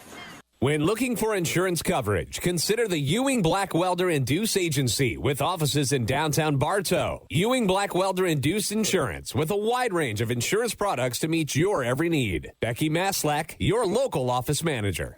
Looking to improve your home's curb appeal? Call Evolve Contracting today at 863-537-7537 for your lawn, landscaping, irrigation, and tree work needs. You can also visit us at evolveyourlawn.com.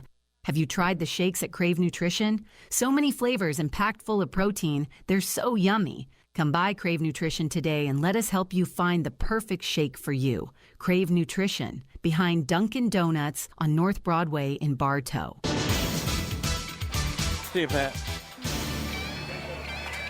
Welcome back to Bartow Yellow Jacket football. Tonight the Jackets lose a heartbreaker on a field goal that just sailed wide right. 7-6 your final score. Lake Gibson improves to 3-3 on the year. Bartow falls to 3-4 on the year. Wide left. Wide left. Is that what I said, right? Yeah, you said wide right. But, I feel for the kicker, Meyer, I think it is. And to make something positive out of it, we finally got a good snap, a good hold, and good blocking. And he just pulled it. There is some positive to that. The other thing I say, as crazy as this game was and as dominant as Lake Gibson was, Lake Gibson should have beat us by 30 points, guys. I think so, yep. And they didn't. And so whether it was Lake Gibson's mistakes or our defense stepping up or what have you, it was a fun ball game and a good close ball game. I mean, we came back at the end, did what we needed to do, and weren't able to get it done. So this is a tough one. This is one that you'll be thinking about all weekend. Won't ever go away. You'll remember this one. But all in all, it's just Friday night football, and that's always a great night. Yep, it is. Absolutely, guys. I mean, we couldn't ask for better weather tonight. The field was in great shape tonight. We dodged a lot of rain that they had today earlier. But yeah, what a tough way to lose one, right? You get down and put your kicker in a situation. We always talk about putting those kickers in those positions, right? A game should never come down to that. It just never should really come down to that. Those are the games that need to be determined in championships and in playoffs, right? You don't do it that early in this season, but, what an effort. Like you said, did Bartow's defense step up? Did Lake Gibson make all those mistakes? I'm with you there. They probably should have beat Bartow by 30 points, right? But other than that, listen, I mean, maybe they'll learn from it. I'm sure Coach had some pretty stern words with them out there on the field tonight. And all you can do is chalk it up as the L and move on forward. Yeah, and I think the sternness will probably come on Monday. I think tonight maybe he's not quite, beating them up real bad because they did come back. They did make an effort, and it was down on the last play. You can't ever get on your team for something like that. But once you watch that film, you're going to be all over them on Monday. Mm-hmm. Andy? Yeah, I got to agree. Monday's not going to be a pretty day for the Yellow Jacket football team. So it was a hard-fought battle. I mean, they did good.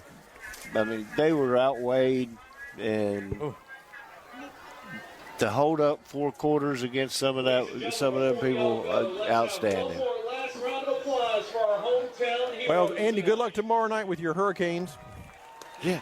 Playing somebody, I can't remember, Seminole, yes, right? Yeah. If it's like the rest of them, they'll stay in the water. There you go. And I'll be watching. Classic Hits, FM 102.9. And I'll just be watching Netflix anyway, so it don't matter. That's going to wrap things. Yeah, he'll be watching Netflix, and I'll call him up and say, hey, Bruce.